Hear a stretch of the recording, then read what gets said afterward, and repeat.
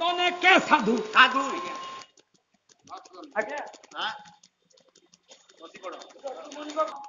କଣ କହିଲେ ଗୋବିନ୍ଦ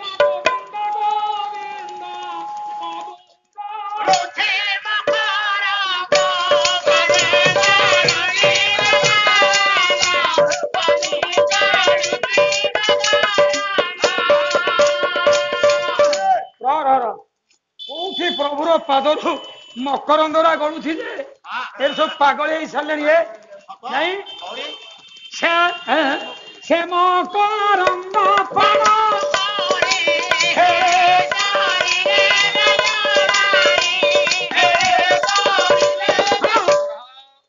ସେଇ ମକରନ୍ଦକୁ ପାନ କରି ବ୍ରଜକାମୀ ମାନେ କରିଲେ ଭଗବାନ କହିଲେ ସେ ବ୍ରଜ ନାରୀଙ୍କ ମନମ କାଇଁ ବ୍ରଜ ନାରୀ କଥା କାହିଁ କହିଲେ ପୁରୀ ନାରୀ କାହିଁ କହିଲେନି ମୋ ଆମ ଜଟଣୀରେ ତ ଏତେ ଝିଅ ମା ମାନେ ଅଛନ୍ତି ଆମ ଢଁସର ତ ଏତେ ଅଛନ୍ତି ଆଜ୍ଞା ଓ ରସ ସେଇଠି ଅଛି ନା ରସକୁ ଆଜ୍ଞା ଆଖକୁ ଖାଇ ଭିତରେ ନ ପୁରେଇଲେ ଆଜ୍ଞା ଶୁଖିଲାରୁ ପାଣି ବହିବ କି ଆଜ୍ଞା ସାର ସାର ସର ସବିତା ସାରା ସର ସାଙ୍ଗିନେ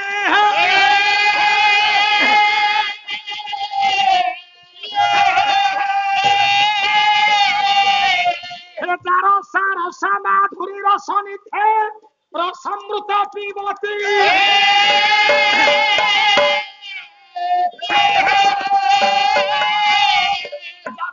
ରସା ମନ୍ଦା କିଣିର୍ମଥେ ଶାଶୁର ପୁତି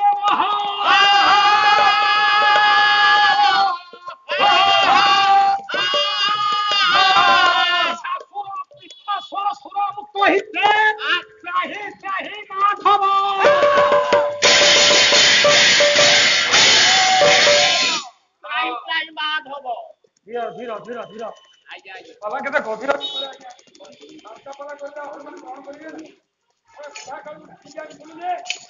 ପୁଣି ଆଉ ସେଇ କଥା ହଉଛି ନାଇଁ ଆଜ୍ଞା ପାଲାର ମହତ୍ଵ ଆପଣ ମାନେ ବୁଝୁଛନ୍ତି ବୋଲି 38 ବର୍ଷ ପରେ ଡାକିକି ଆଣିଛନ୍ତି କଣ ଆପଣଙ୍କୁ ଚାରିପଦ କହିଦେଇକି ଯାଉଛି ଯାହା ରସା ରସର ସାରା ସରାଜ ଯାହା ବୋଲେ ଯାହା ପଦ ରୂପକ ରସରୁ ଯାହାଙ୍କ ପାଦ ତଳରୁ ରସା କହିଲେ ପୃଥିବୀ ଯାହାଙ୍କ ପାଦ ଲାଗି ପୃଥିବୀ ମା ଧନ୍ୟ ହେଇଯାଉଛନ୍ତି କେମିତି ନା ରସ ରସ ବୋଲନ୍ତି ଜଳ ସେ ଜଳ କିଏ ଯଦୁମଣି ସେଇଥିପାଇଁ କହିଲେ ବରଜ ବଧୂଙ୍କ ଉରଜ ବିଧୁ ରଜ ଚନ୍ଦନେ ବନ୍ଦନ କେ ସାଧୁ ଯିଏ ବ୍ରଜରମଣୀ ମାନଙ୍କ ପାଦକୁ ଯିଏ ବନ୍ଦନା କରିଲା ତା ଜୀବନ ସାଧୁ ସାଧୁମୟ ଧରା ଆକାଶରେ ରୁଚି ଶଙ୍କୁରେ ଧରା ବୋଲନ୍ତି ପୃଥିବୀଠୁ ଆରମ୍ଭ କରି ଆକାଶ ପର୍ଯ୍ୟନ୍ତ ବ୍ୟାପୀନ ହୋଇଛନ୍ତି ପ୍ରଭୁର ପାଦ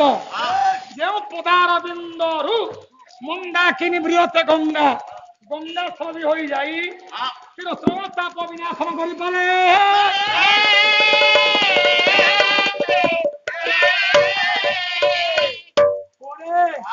ମୁଁ ଏକଥା କହୁଛି କି ତାପ ନଷ୍ଟ ଆଜ୍ଞା କହିଲେ ପାଦ ପଦ କଳିଦା ଲଦୃଷ୍ଟା ମହିମାନ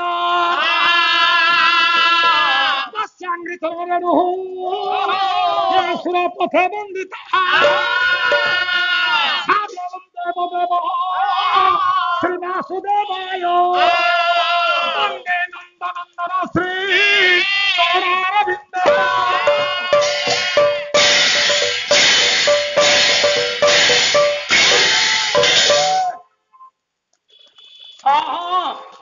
ସେହି ନନ୍ଦବାଳ ଯୋଉ ନନ୍ଦବାଳ ଭଗବତ ବାସୁଦେବ ଆଜି ଦ୍ୱାପର ଯୁଗରେ ସ୍ୱରୂପ ନେଇ କରି ଅପ୍ରାକୃତ ପ୍ରେମର ପ୍ରତୀକ ସ୍ୱରୂପ ହୋଇ ମର୍ତ୍ତ୍ୟାବତରଣ କରିଛନ୍ତି ଯିଏ ବ୍ରଜମା ନାୟିକା ମାନଙ୍କର ପୁରଜ ରୂପକ ପିଠୁ କହିଲେ ଚନ୍ଦ୍ର ସନକାଦି ପୂଜ୍ୟା ନଦୀ ସନକ ଜନକାଦି ନଦ ନଦୀ ମାନେ ଯାହାଙ୍କୁ କର ଯୋଡୁଛନ୍ତି କାହିଁକି ଜନ କାର୍ଯ୍ୟରେ କାହିଁରୁ ବାହାରିଲେ କୋଉଠୁ ବାହାରିଲେ ନା କନକ ଅତ୍ରି ହେତି କନକାଦ୍ରି ହେତି स्वर्ण को कहले सुवर्ण नहीं सुवर्ण पर्वत किए हिमालय हिमालय मेरु पर्वत को भेदन करी कल कल नादरे प्रभाव बनाउछन्ति गंगा गंगा दिए पूज्य पूज्य नदी नदी अछन्ति जहां को वंदना करूछन्ति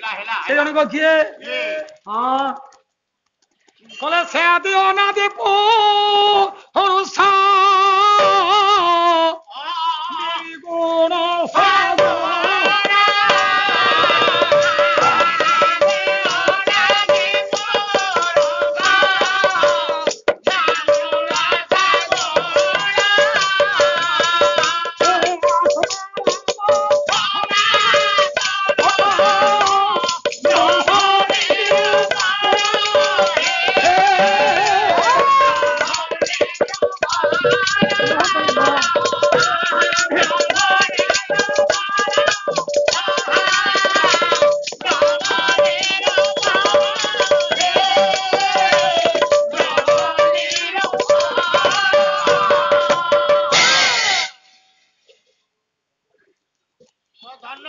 बापा माने मो माँ झील मैंने मन दे शुणल माँ बाल्याग्राम कवि जड़े वैष्णव कवि अभिमन्यु सामंत सिन्हा निजर स्त्री विरोधरे संसार वृद्धांग तिक्तता सृष्टि हो वैराग्य भाव फेरी आसी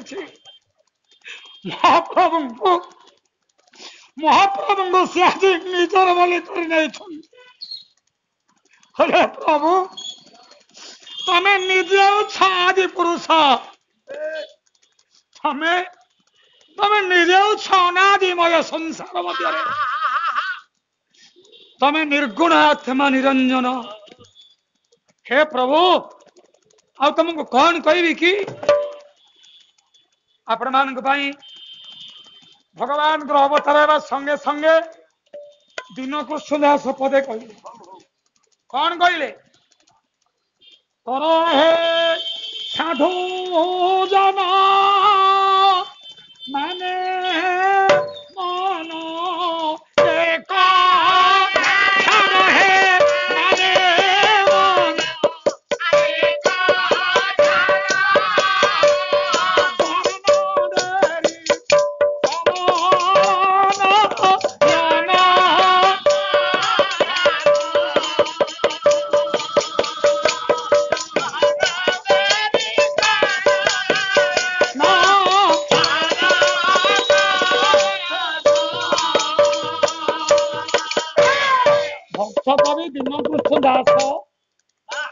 खड़ खड़ कौन मो बापा पूरा भाव गाई भर पशि जा तू डिस्टर्बांस कहीं करुचे मस्तिष्क विभ्रम हो हे साधु सज्जन कृष्ण प्रेमी भक्तमान भीम कृष्ण कहले हे सज्जन मंडली ए भगवत वासुदेव कथा को आपण माने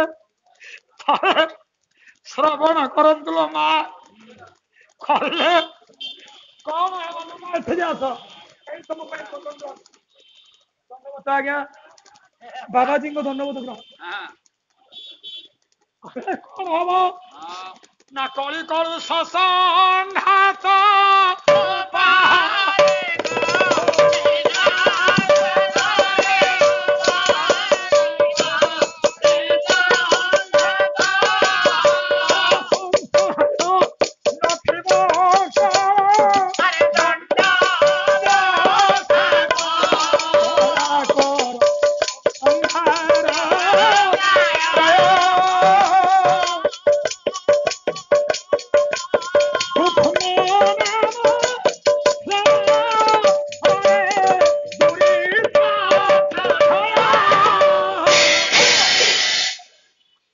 अनरे कौन से भाई मत मिलू कहलु थे भाव राई पशिगला तो भाई तो थाऊ सब निरोला बस थे प्रभुर प्रेम आपण मैंने पशि जाती ना ए संसार को आज्ञा भूली जाते सनातन गोस्वामी बिल्व मंगल गोस्वामी बड़ी से दिन बिल्व मंगल गोस्वामी जमुना तीर बसी हाथ अनाईदे जुआर चाहिए आखि आगे दास मैंने से लीलामय भगवत वासुदेव नंदनंदन कृष्णंगर रूप ए पाला बाला मानकर आज्ञा आखि की खोली बोली कहती पशु रिफ्यूज बंगाली अशेष दंडवत करवा आउ जड़े कवि कथा मु कथा कहबी सालतरा ग्रामर कवि आज्ञा से दिवंगत आत्मा नहांती से कहले सरसी कबर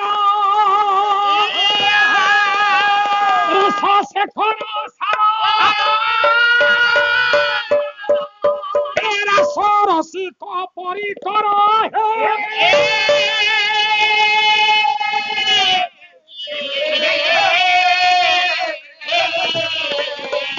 रसा हईब धन्य रसारी पवन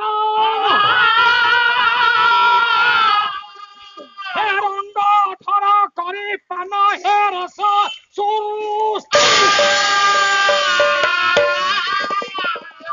रसारे रचि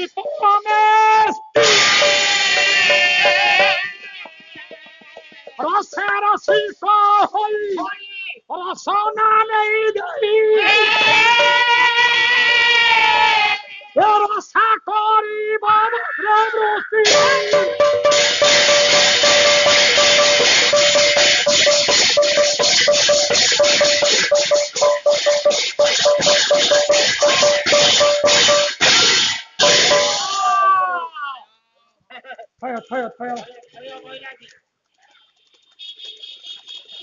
सेदिन बिल्वमंगल गोस्वामी बिल्वमंगल जमुना कूल आज्ञा बसी आखि की किसी देखा जाऊ देखा जाऊ डाकिले प्रभु आउ कहीं केते दिन अपेक्षा करिवो मु तो निश्चित संस्कृत पद गाइबी पदटे ओडिया पद गाउछि आपण ओडिशा माटीर पुओ जी जगत गुरु उपाधि पाई अभिराम परमहंस आए दिन बांधव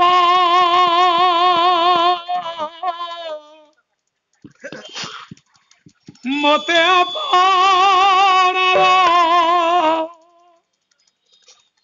करनी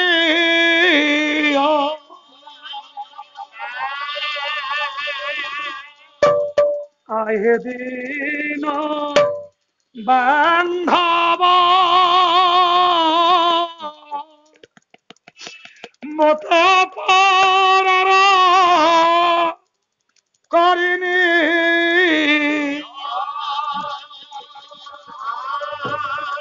सबू कारिना कांगार सजाई श्री चरण स्थान दिया मोते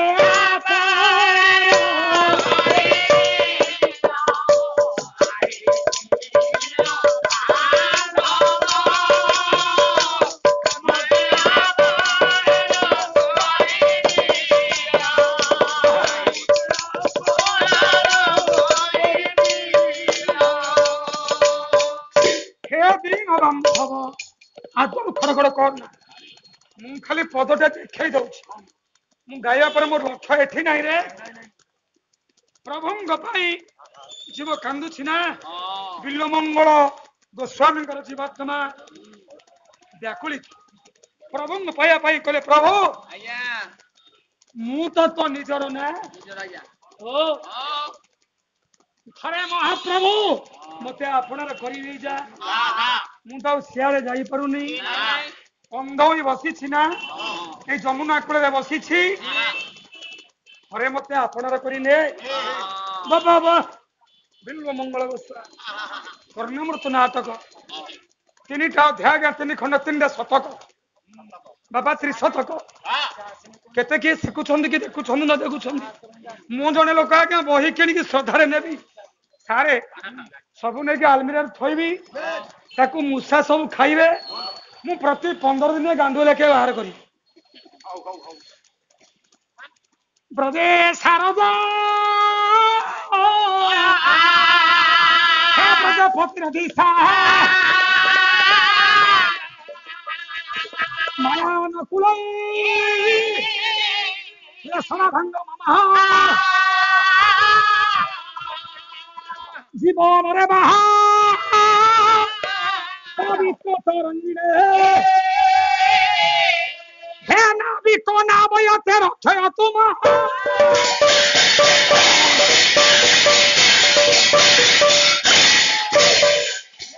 रक्षयते तुम मान की मते तुम्हें रक्षा न कले आ के रखिबो धन रे कही ता पूर्व आगे सार बिल्लुमंगल गोस्वामी डाकुछन कहले प्रभु जार पाद को गंगा धोइया पई आज्ञा जा नख कोन गंगा बाहरी आउछंदी जे ब्रजबधू मान उरजर विधु कले चंद्र सदृश ब्रजबधूंक उरज विधु रज चंदन बंदने के साधु धरा आकाश रुचि संकुले धरा रहिले जहा वक्ष तले कहा वक्ष तले सनकादी उद्या नदी जन कार्य कहीं बाहर कनकाद्री हृदय दी से प्रभु को डाकिया दर्शन करने आज व्याकुलित ब्रजवाली सहित ये जीव सकल आज्ञा व्याकुलित हेले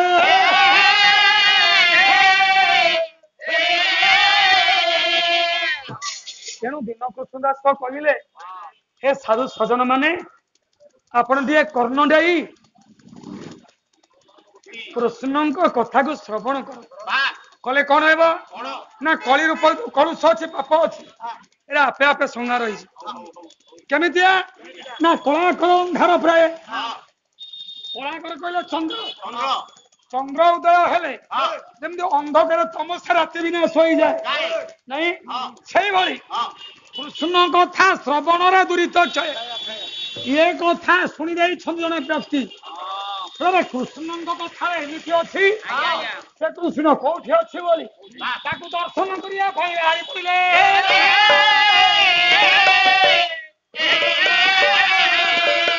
गुणामी शारदा विदग्ध मंडली बारे डारी श्रवण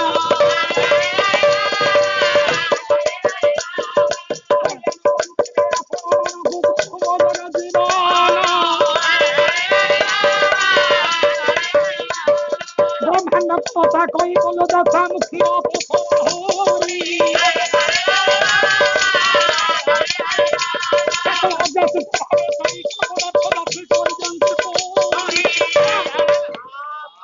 রে চলারে নুহ মো গনিবু না তু খালি গায় কঙ্কর খুঁটি দিও না নলে গাড়ি মারিবি থয় থয় সেদিন এই প্রভুঙ্গর সান্নিধ্য লাভ করিবার্থে ए पृथ्वी पृष्ठ जने विशिष्ट व्यक्ति हृदयता कृष्ण कथा शुणी अत्यंत पुलकित तनु रोमांचित हृदय आवेग को आगे रखी पारि ना प्रभु दर्शन कहले से जो प्रभु पाद गंगा निर्गत होती दर्शन करने इच्छुक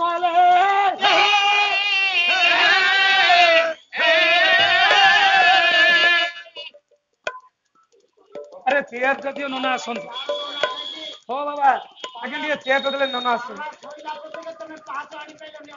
हाँ आसियो अरे पर दिन आसियो नना आसियो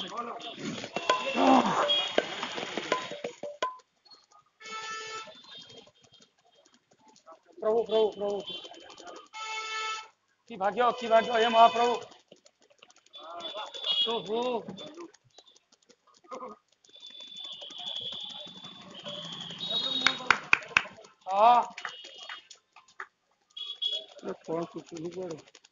दियो मो जय जगन्नाथ आज्ञा ये कौन मोर आज्ञा पुण्य हो पाप हो किसी बुझी पाऊना जड़े ब्रह्मदेव पुओ सान भाई बयस जो बड़ तथापि सी ब्रह्मदेव मु रात्रि पाइले देवता मान प्रणाम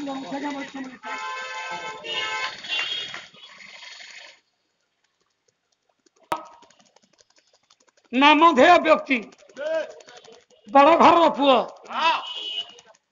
ଆଉ ଯାହାଙ୍କର ନାମ ଅଛି ଯାହାଙ୍କର କଥା ଅଛି ଯିଏ ଭଗବାନଙ୍କର ଅବତାର ସହିତ ଜଣେ ଅବତାର ସେ ହେଉଛନ୍ତି ଭଗବାନ ନାରଦ ସେ କିଏ ସେ ନାୟ ବ୍ରହ୍ମ ଦର୍ଶନରେ ଲାଳସା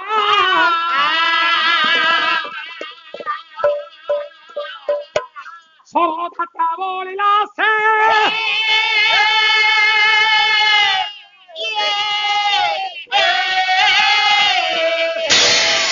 জীবন অনুদুঃখ নিবন্তে মন ব্যগ্র হইলা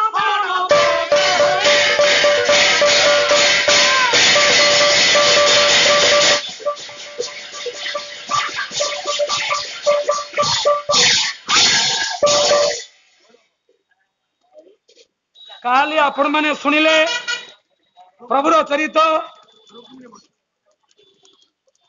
ରୁକ୍ମିଣୀ ପରିଣୟ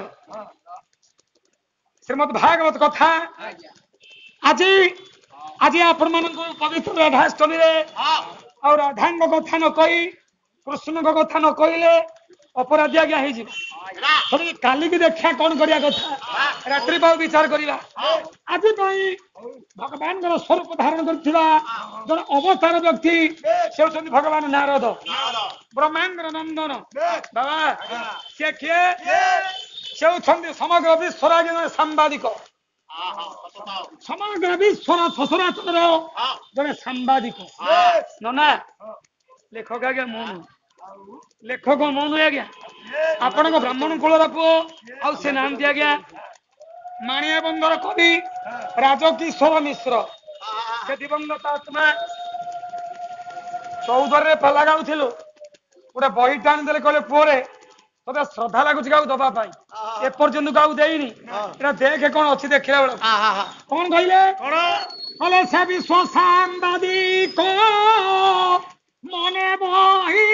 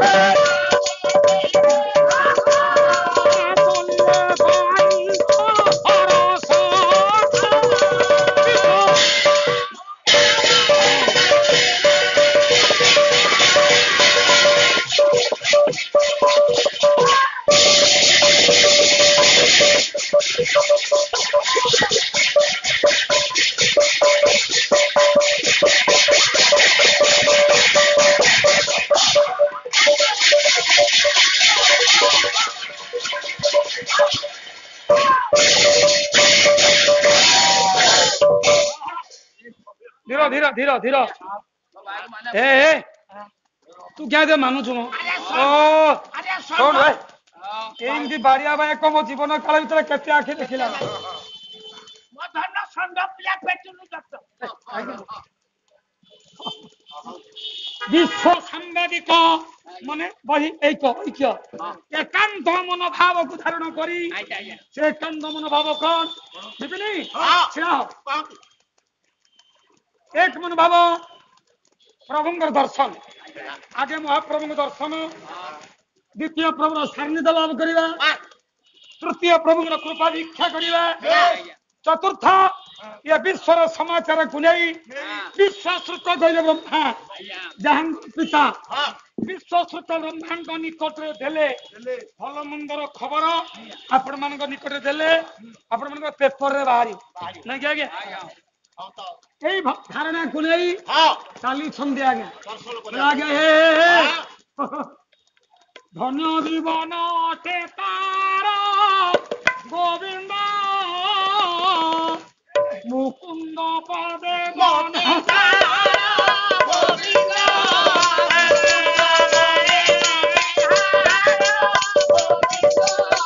मुकुंद पदे मति जेते आज्ञा बचन के सुदर्शन ना कोन भूल कहला कि ना आज्ञा केबे भूल होबन केबे भूल होबन नहला पला खाली बंद कर धन्य जीवन ते तार तार जीवन धन्य ना मुकुंद पदे मति जार जीवन धन्य तार नारदंग जीवन का ज्ञान धन्य आज प्रभु दर्शन करी यही कथा को विचार करी मन रूपक जानरे बसिले प्रभु दर्शन करने ब्रह्ममंडल गमन कले जाऊँ जे आज्ञा पूरा बसिले शुण ये आमे मैंने पला को आसिले किए धड़ा किए कला किए कौन बाप पिंधिक आस नहीं बापा आम कुर्ता पिंधिक आसे कौन साहित्य परिवेशन करने दर्शक मैंने जी आसी से माने पैंट शर्ट पिंधिक आसछन ये तो बाबाजी लोक ने ये कौन कले केमी रूप धारण कले भोज चंपू राजा भोज बैना चंपू रामायण कले कलित ललित चांदे हसी चाक्षमाला कलित मयूखे मुख चंद जिता खचित रत्नमाला पादुका पदुका नहीं रात्रि व्योमदात्री मंत्र कला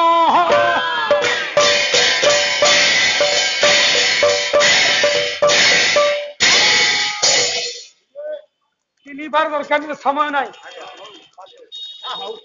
षोलहर मृत्यु मंत्र प्रतीक जिए ब्रह्मा तनय नारद सुंदर वेश अवयव सुंदर शरीर धारण करी हाथर वीणा को वादन कर मन रूपक जानरे बसी बाबरे चली बापा ब्रह्ममंडल यात्रा कर धन्य से भीम बोई जेबे प्राण पक्षी ए घट पेखी ये छाड़ी चली जीवार पारिकी ए माटी शरीर ये जीव स्वर्ग द्वार ये जो ठीक पड़ी थी मो ये कालिया आखी मो सखीर हृदय देइछि लेखी हे मो सखीर हृदय देइछि लेखी जेबे प्राण पक्षी घट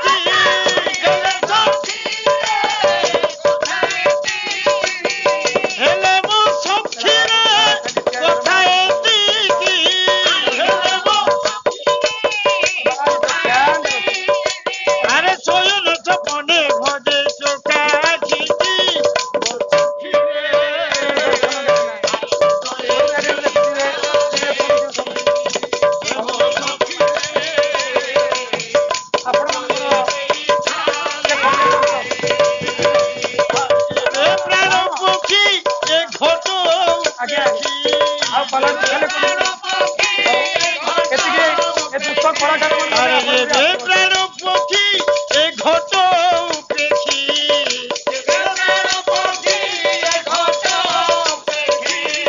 ছাড়ি চলি জীব আর পারিকি এ মাটি শরীর জীব স্বর্গ দ্বার এ মাটি আলো এ মাটি শরীর জীব স্বর্গ দ্বার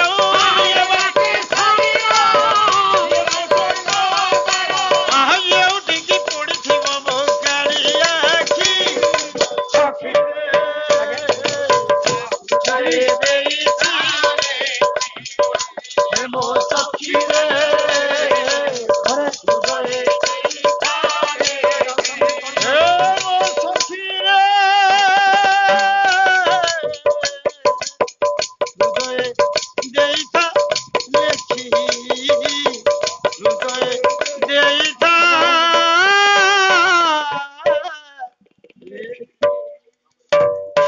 ଯିବା ପାଇଁ ଡାକୁଛନ୍ତି କଣ ଦେଇଥିବେ ଶ୍ରୁତି ସଖୀ ରେ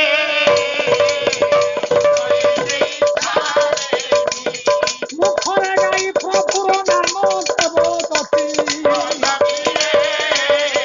ହେ ବ୍ରହ୍ମ ମଣ୍ଡଳରେ ମନ ଜାନେ କହନ୍ତି କମନ ଅନ୍ଧକାର ପଥ କିଛି ନ ଦିଶେ ନୟନ ସେ କିଛି ଦୂର ଗମନ କରିଲେ ତପୋଧନ ହଠାତ୍ ଶ୍ରୁତିରେ ଆସି ବାଜିଲେ ଏକ ସ୍ୱନ ବୈରାଗୀ ନାରଦ ବ୍ରହ୍ମମଣ୍ଡଳ ଯାତ୍ରା କରୁଛନ୍ତି ତାପରେ ଘୋର ଅନ୍ଧକାର ଦେଖାଯାଉଛି କିଛି ଦେଖାଯାଉନାହିଁ ହେଲେ ଭଗବାନଙ୍କର ନାମ ମୁଖରେ ରଟନ ଚାଲିଛି ହରେ ମୁରାରେ ମଧୁକୈକ ଭାରେ ଗୋବିନ୍ଦ ଗୋପାଳ ମୁକୁନ୍ଦ ସୌରୀ ଯଜ୍ଞେଶ ନାରାୟଣ କୃଷ୍ଣ ବିଷ୍ଣୁ ଠିକ ଏତିକି ବେଳରେ ନାରଦଙ୍କ କାନରେ ଗୋଟେ ସ୍ୱନ କହିଲା ଶବ୍ଦ ଠକ୍ ଠକ୍ ଠକ୍ ଠକ୍ ଗୋଟେ ଶବ୍ଦ ଶୁଭିଲା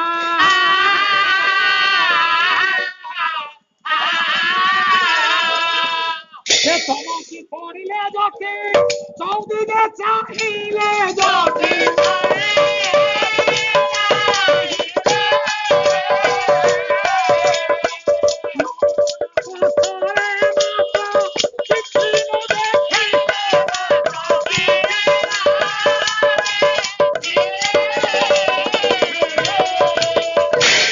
ନାରଦ ଚାଲିଛନ୍ତି ପ୍ରଭୁର ନାମ କୀର୍ତ୍ତନ କରି ନିର୍ଭୀକତାର ସହିତ ନିର୍ଭୟତାର ସହିତ ଖଣ୍ଡେ ଦୂର ଯିବା ସମୟରେ ହଠାତ୍ ତାଙ୍କ କର୍ଣ୍ଣରେ ଆସି ଗୋଟେ ଶବ୍ଦ ଶୁଭିଲା ଠକ୍ ଠକ୍ ଠକ୍ ଠକ୍।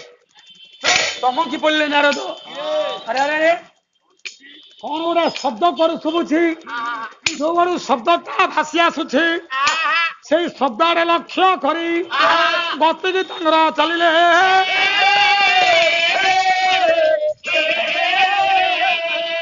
କିଛି ଦୂର ଯିବା ପରେ ନାରଦ ଟିକେ ନିରୀକ୍ଷଣ କଲେ ବ୍ୟାସ ଭଗବାନ ସଂସ୍କୃତ ବ୍ରହ୍ମ ବୈବର୍ତ ପ୍ରାଣ ତଦର୍ଶମାନ ସର୍ବଲୋକାଗତା ହରିପୁତାନକ ପ୍ରାଣ ନିଧି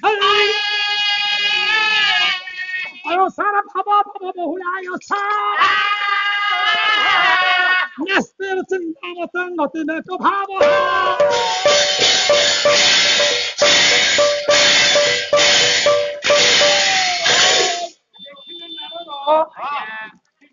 ଭୟଙ୍କର ରୂପ ସେ ଜଣେ ବ୍ୟକ୍ତି ବସିଛନ୍ତି ଗୋଟେ କର୍ମରେ ନିଯୁକ୍ତି ହୋଇଛନ୍ତି ଭୟ ଲାଗୁଛି ହେଲେ ନାରଦ ତ ନିର୍ଭୀକ ନା ତାର କାହାକୁ ଭୟ ଅଛି ନା ପାଖରେ ପ୍ରବେଶ ହେଲେ ଓ ବାବୁ ଆରେ ତମେ କିଏ ଏଇଠି ବସି କଣ କରୁଛ ଦେବର୍ଷି ହଁ ନମସ୍କାର ନମସ୍କାର ଆଉ ତମର ଗଣେଶ ପୂଜା ଫଙ୍କସନ ଏ ବର୍ଷ ଭଲ ଚାଲିଥିବ ବୋଧେ ପୂଜା ଅନୁମାନ କରୁଛି କଣ ହେଲା ପୂଜା ଏ ବର୍ଷ କେମିତି ଆପଣଙ୍କର ଚାଲିଛି ସିଆଡେ ମୁଁ ପଚାରୁଛି ଆପଣ କିଏ ସେ ମୁଁ ହେଉଛି ଯମ ଯମ ଯମ ତମେ ସୂର୍ଯ୍ୟ ସୁତ ଜମ ଏଠି ଏକାନ୍ତ ବସି କଣ କର୍ମ କରୁଛନ୍ତି? ଗୋଟେ ନର୍କ କୁଣ୍ଡ ଖୋଳୁଛି। ନର୍କ କୁଣ୍ଡ ବିଧାତାଙ୍କ ସୃଷ୍ଟିରେ ସମଗ୍ର ଜୀବଜଗତ ପାଇଁ 84 ନର୍କ କୁଣ୍ଡ ଅଛି। ମୁଁ ଜାଣିଛି। ଆଉ ତମେ ଗୋଟେ ନର୍କ କରୁଛ। ସେଗୁଡାକରେ ପାପି ସବୁ ଫୁଲ ହେଇଗଲେଣି। ଏ ଯୋଉ କୁଣ୍ଡ ଖୋଳା ହଉଛି ସ୍ୱତନ୍ତ୍ର ଗୋଟାଏ ପାପି ପଡିବ ଏଇ କୁଣ୍ଡରେ। ବଡ ପାପି।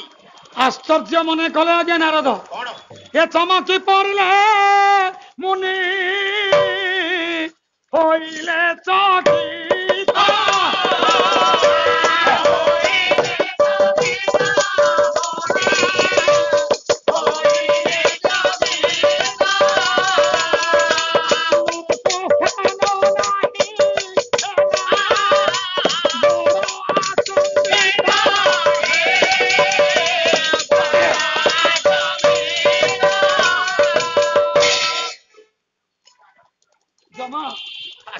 ତମେ ଧର୍ମ ଦେବ ବୋଲି ଆମେ କହୁନା।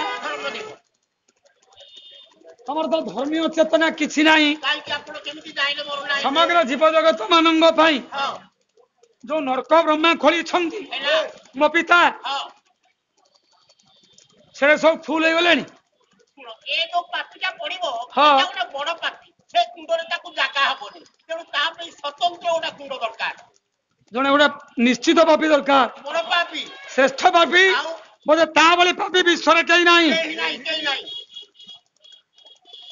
ଏମିତି ଗୋଟେ ପାପି ଅଛି। ନାରଦ ବଡ ଚକିତ ହେଲେ। ହେ ବାବୁ, ପାପି କେହି ନାହାନ୍ତି ଆଜ୍ଞା। ଆସିବେ। ବଡ ଆଶ୍ଚର୍ଯ୍ୟ କଥା। ନାରଦ ଚିନ୍ତା କଲେ ସେ ଜଣକ କିଏ ସେ ଆଗେ ଟିକେ ପଚାରିବା ନା ଆଜ୍ଞା। ନାରଦ କହିଲେ ମହାରାଜ ପ୍ରଭୁ, ମୁଁ ଆପଣଙ୍କୁ ବିନମ୍ରତାର ସହିତ ପଚାରୁଛି, ଦୟାକରି ଟିକେ ମୋର ଅନୁରୋଧ ରକ୍ଷା କରି କହିପାରିବେ କି କଣ ଏଇ ପାପି ଜଣକ କିଏ ସେ? ଏଇ ପାପି ଜଣକ ଏ ହେଉଛନ୍ତି ଭଗବାନ କୃଷ୍ଣ। ଭଗବାନ କୃଷ୍ଣ ସେଇ ପଡିବେ ଏଇ ନର୍କରେ। କୃଷ୍ଣ ଜଣେ ପାପି। ପାପି କୃଷ୍ଣ ଗୋଟେ ପାପି। ପାପି ଟିକେ କଣ ସେ ପାପି କରିଛନ୍ତି କହିପାରିବ? କଣ ପାପ କରିଛି? କହୁଛି ଶୁଣ। ନାରଦ କହିଲେ ହଏ ଆମ ଶାସ୍ତ୍ର ପ୍ରମାଣ ଦିଅନ୍ତି କଣ କୃଷ୍ଣଙ୍କ ନାମ ଜପ କଲେ ପାପ ନିଧନ ହୋଇଯାଏ। ଦିନ କୃଷ୍ଣ କହିଲେ ହରେ କୃଷ୍ଣ ନାମରେ ପାପ କ୍ଷୟ।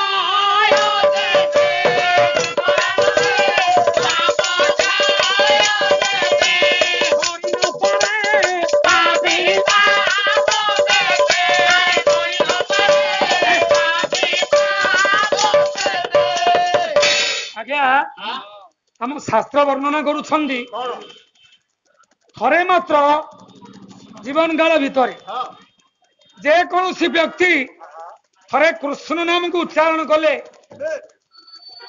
ପାପ ନଥାଏ ଆଜ୍ଞା। ଯେତେ ପାପ ହୁଏ ମାନେ ହିମାଳୟ ସମାନ ଗୋଟେ ତୁଳାକୁ ଗଦା କରିଦବା।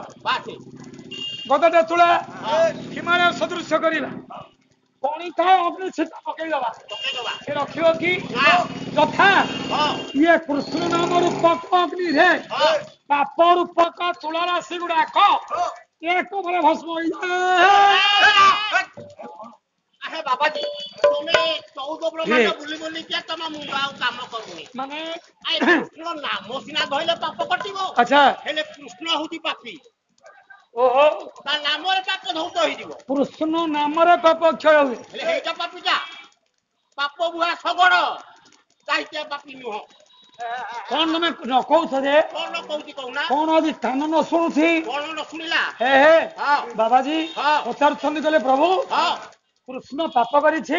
ପାପ କଣ ପାପ କରିଛି? ଯଦୁମଣି ମହାପାପ ପ୍ରବନ୍ଧ ପୂର୍ଣ୍ଣଚନ୍ଦ୍ର କାଲି ଏପଦ ଗାଇଲେ ଫଳ ଦଳିତା ଜନ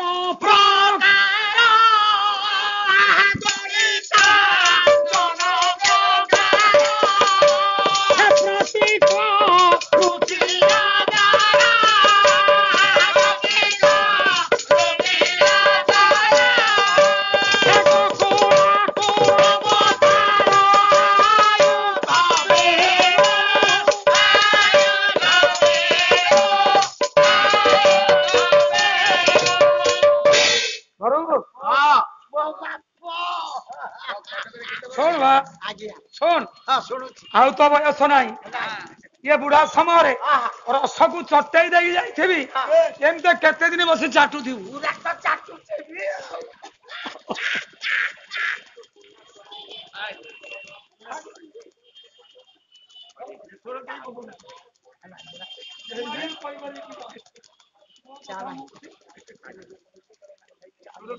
তারা হবা মরে গুন্ডা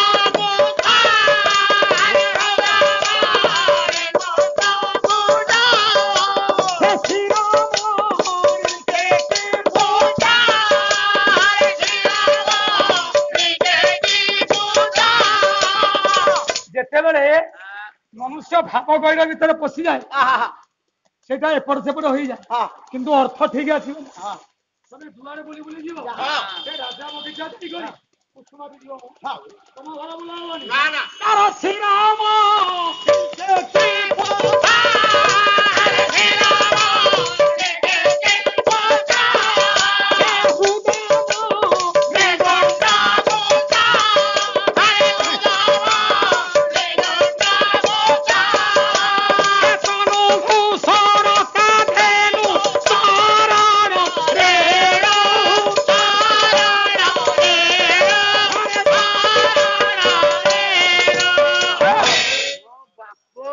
ଗାଇଲେ ଗାୟକ ନା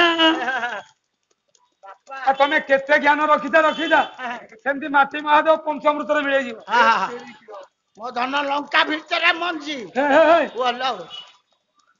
ବ୍ରଜ ଧରି ଲଙ୍କା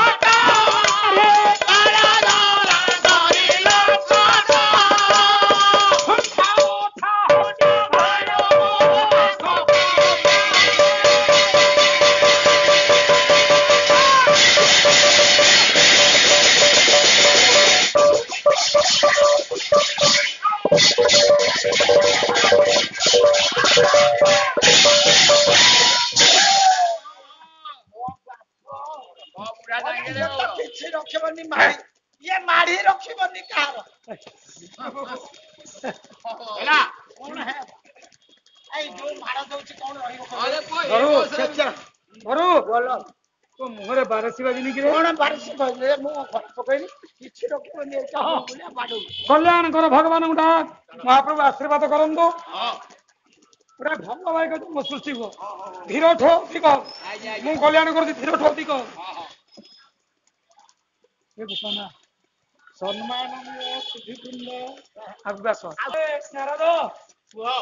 କୃଷ୍ଣ କେମିତି ପାଟି ଶୁଣିବ କହିଲି ପୁରା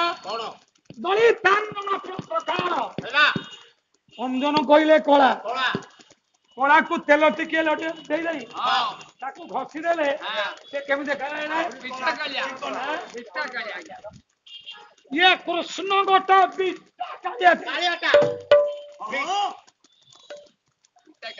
ବର୍ମଣ ସେଇ କଥା ଆଜ୍ଞା କହିଥିଲେ କହିଲେ ଶିଶୁପାଳ ବୋଧ ପାଇଁ ବର୍ମଣ ସେଇଆ କହିଥିଲେ ରଚନା ଯୁକ୍ତ ଶଶୀ କଳା ଫଳା ଯୁକ୍ତ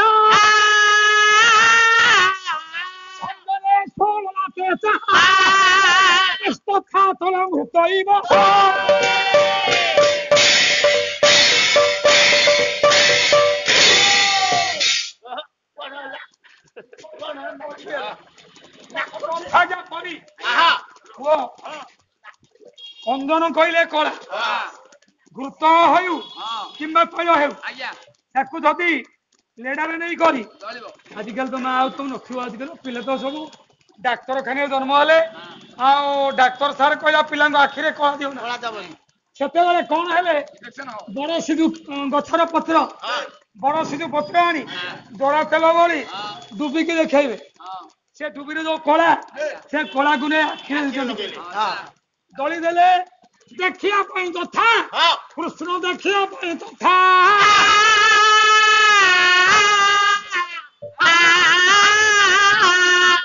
ଏଠି ପ୍ରଶ୍ନ ଆସିଲା ଏ ସଂସାରରେ ଯେତେ ଥିଲେ ୟା ପୂର୍ବରୁ ଆଜ୍ଞା ରାମଙ୍କର ଅବତାର ଥିଲା ମହାପ୍ରଭୁଙ୍କର ସୁନ୍ଦର ଅବୟବ ଥିଲା ନବଦୁର୍ବା ଦଳ ଶ୍ୟାମଳ ମୂରତି ଭଗବାନ କୃଷ୍ଣ ଏତେ କଳା କାହିଁକି ହେଲେ ଏତେ କଳା ହେଲେ ମୁଁ କହିପାରୁନି ଆଜ୍ଞା। ଲେଖକ ଆମ କଟକ ଜିଲ୍ଲାର ବାଙ୍କି ସବ୍ ଡିଭିଜନ କଳାପଥର ଅନ୍ତର୍ଗତ ଖଜୁରୀପଡ଼ା ଗ୍ରାମର କବି ପଣ୍ଡିତ ଗୋପାଳ ଚରଣ ପଣ୍ଡା।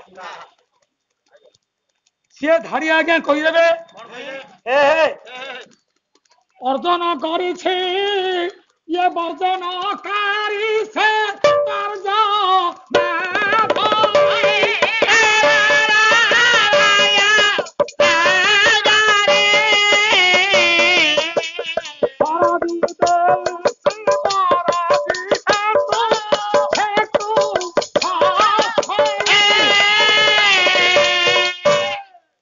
କିଏ ଲେଖିବ ପଦ ବୁଝିବ କିଏ?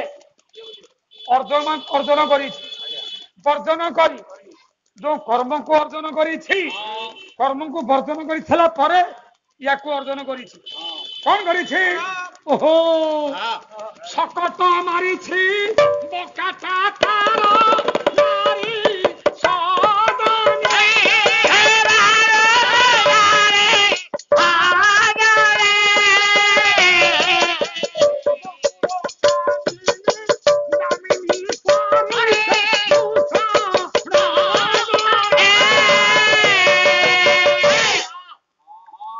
ଗୋକୁଳ କାମିନୀ ମାନଙ୍କର ଦର୍ଶନକୁ ଚୋରି କରି ସାମର୍ଥ୍ୟ ଯିଏ କୁଢ଼ କୁଢ଼ ପାପକୁ ଅର୍ଜନ କରିବେ ଯିଏ ସୁରକ୍ଷିତ ହସ୍ତ ମଣିଷ ପାପ ନ କଲେ କଳା ପଡେନି। ଏହା ଠିକ କଥା। ଏଇ ଜୀବନ କାଳ ଭିତରେ ବାବୁ କେତେ କଳାକାରଙ୍କ ଆମେ ଦେଖି ଆସିଲାଣି। ନାଇଁ ନାଇଁ ଏଟା ପାପ କରିବାରୁ କଳା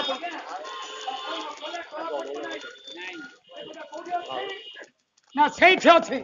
କୋଉଠି? ଯୋଉଦିନ ଶ୍ରବଣ କୁମାର ଅନ୍ଧମୁନି ପୁତ୍ରକୁ ମାରିଲେ ତାପରେ ରହିଥିବା କଥା ସେଇଠି ଦର୍ଶନେ ଦଶରଥନେ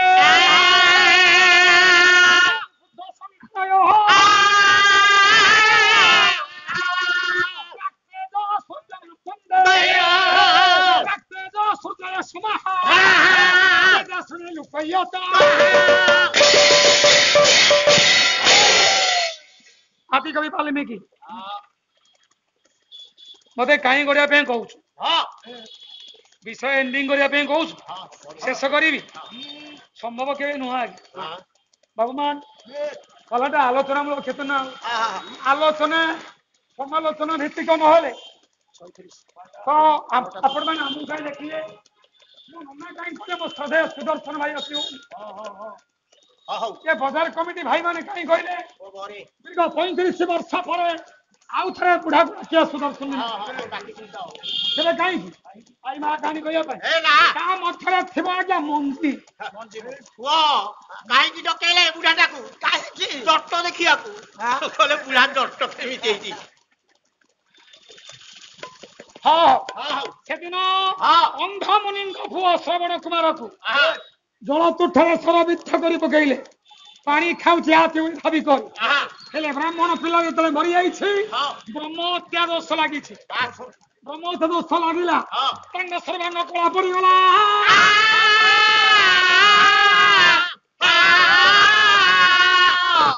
ଆପଣ ମାନଙ୍କର ଅଧ୍ୟାତ୍ମ ରାମାୟଣ କବି ବ୍ୟାସ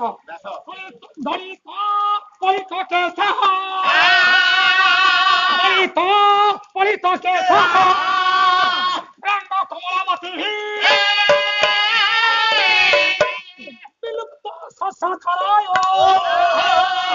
ক্ষমার কাছে আসিত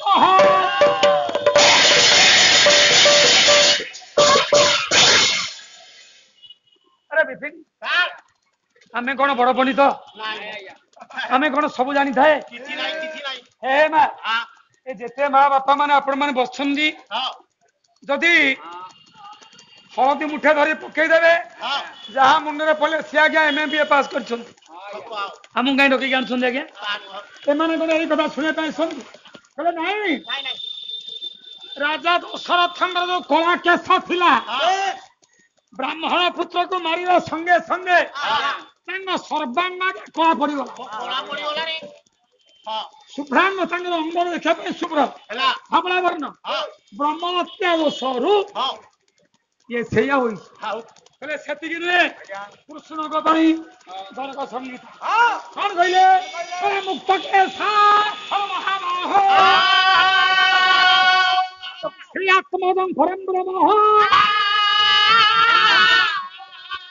ଦୁଃଖାନଂ ବତ୍ସନଂ ବିପ୍ରାହ ଓ ଶ୍ରୀ ବତ୍ସ ପଘାତିନ ଯୋଉଦିନ ଶ୍ରୀବତ୍ସ ବ୍ରାହ୍ମଣଙ୍କୁ ଭଗବାନ ପଦାଘାତ କରିଥିଲେ ଭଗବାନଙ୍କର ବକ୍ଷରେ ପଦାଘାତ କରିଥିଲେ ସେଇଦିନ ଭଗବାନ କୃଷ୍ଣ କହିଲେ ଆଜି ଯିବୁ ଜୀବନ ମୋର ଧନ୍ୟ ହେଇଗଲା କାହିଁକି ନା ମୋର ଯୋଉ ଶୁଭ୍ରଙ୍ଗଟା ଥିଲା ଆଜି ମୁଁ ନିମୁକ୍ତ ହେଲି ଗୋଟେ ରୂପ ମତେ ମିଳିବ ଆପଣଙ୍କର ପଦାଘାତ ନେଇ ମୁଁ ଗୋଟେ ସ୍ୱରୂପ ଧାରଣ କରିବି ସେ ରୂପଟା କଣ ନନା ଗୋଟେ ଧାଡି କହିବା ଆଜ୍ଞା ମୁଁ କବି ନୁହଁ କି ପଣ୍ଡିତ ନୁହଁ ଭଗବାନଙ୍କ ରୂପଟା ଦ୍ୱାପର ଯୁଗରେ ଏମିତିଆ ରୂପ ଥିଲା ସାନ ବାବୁ ମୁଁ ଆଜ୍ଞା ବେଶୀ ପାଠ ପଢିନି ଆଜ୍ଞା ମୋ ତୃତୀୟ ଶ୍ରେଣୀ ଫେଲ ଦ୍ୱିତୀୟ ପାସ୍ ହଁ ଏ ପୁଅ ପ୍ରଥମ ଦିମାସେ କେବେ କଣ ଭୀମ ଭାଇ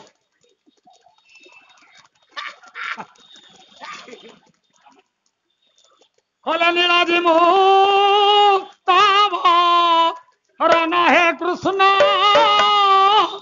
কমলা নয়ন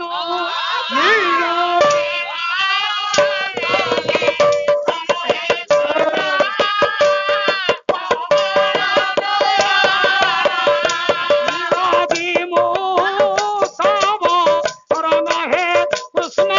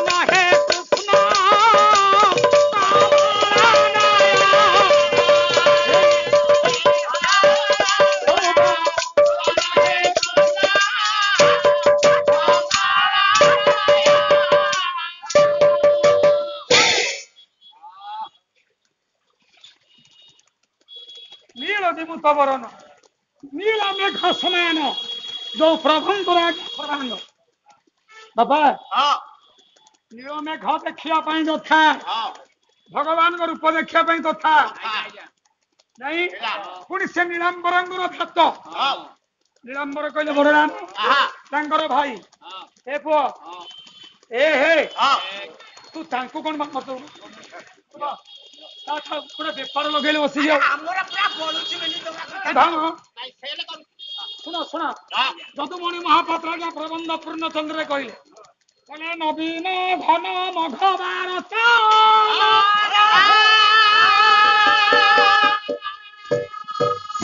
ଚକ ଜିତ ରୁଚିର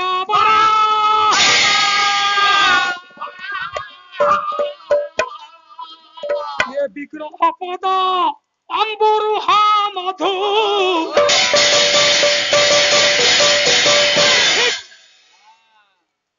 19 ଟଙ୍କା 20 ଟଙ୍କା ଦେବି ରେଟ୍ ବଢିଲା ରେ ବା ଏ ବିଗ୍ରହ ପଦ ଅମ୍ବୁରୁହା ମଧୁ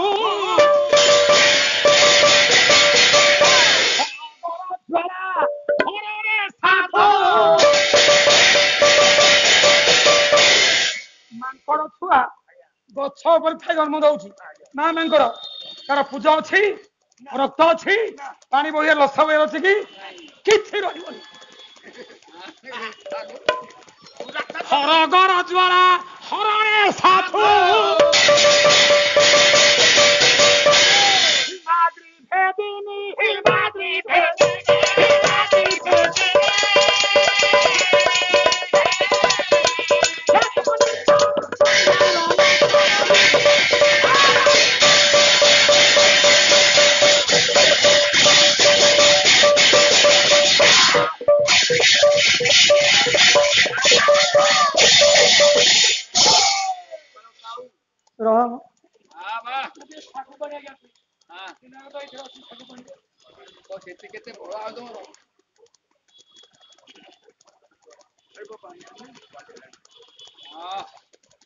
आज आज्ञा राधा आज किसी ना आज्ञा आम बाबू देखते फल से थुआई ଶାଗୁରେ ଅଛି କଣ ନବୀନ ଘନ ଯିବିନି ଯେତିକି ବ୍ୟସ୍ତ ହେଲୁଣି କି ନବୀନ କହିଲେ ନୂଆ ଘନ କହିଲେ ମେଘ ଆକାଶରେ କଳା ଆଙ୍ଗେ ମେଘ ଆଷାଢ଼ସ୍ୟ ପ୍ରଥମ ଦିବସରେ ଯେତେବେଳେ ଉତ୍ତର ଆକାଶରେ ପଳେଇ ଆସେ ଦେଖିବା ପାଇଁ ଯଥା କୃଷ୍ଣଙ୍କ ରୂପ ଦେଖିବା ପାଇଁ ଯଥା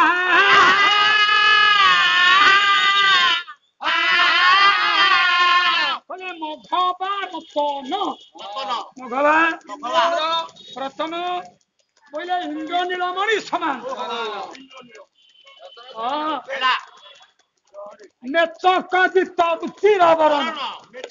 ଏ ଅନ୍ଧକାର କଳା ଅନ୍ଧକାର ଏମିତି ଅନ୍ଧକାର ହୋଇଛି କୃଷ୍ଣଙ୍କ ରୂପରେ ଏମିତି ହୋଇଛି ଏଇଥିପାଇଁ ହେଲା ଶେଷରେ କବି କହିଲେ ହିମାଦ୍ରି ହିମାଦ୍ରି ହିମାଦ୍ରି हिम पर्वत बरफ पर्वत हिमालय पर्वत गर्थकू भेदन करी फटई करी आसबार से दिन आज्ञा हिमाद्री हिमालय अभिशाप देला मो गर्भ फटई हे प्रभु पृथ्वी रक्षा करने आज तुम कपाल फाटिला सबुदिन घन रूप धारण कर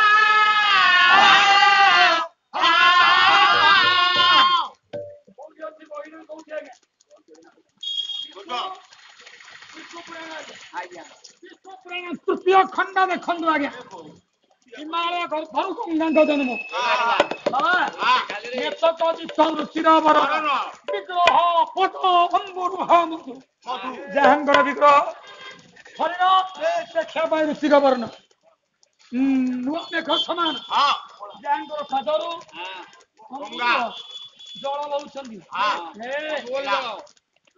कौन ना हर गर ज्वाला हरणे जे साधु हर कहले शिव गर कहले गरल शिवंकर गरल ज्वाल विमुक्ति करी जी गंगा को हिमालय गर्भर अवतरण कर साधु सी नाउ किए नाई रे हे हे गोपाल चरण पंडा कौन कहले चंदन अवतान कंदनायन रे काकईरा विश्व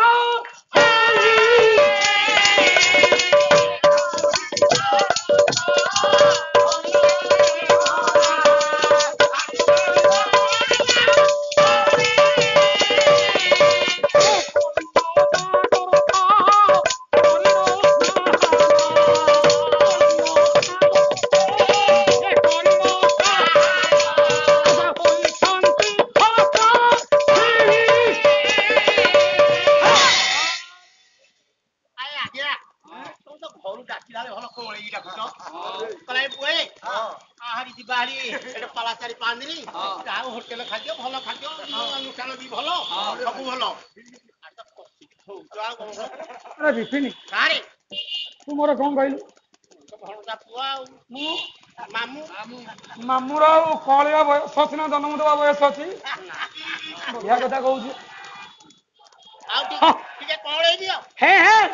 कृष्ण रूपटा एमती है कलिंदा कहले जमुना जमुना नई देखा कला जमुना नई भर खेली संगे जलराशि लगी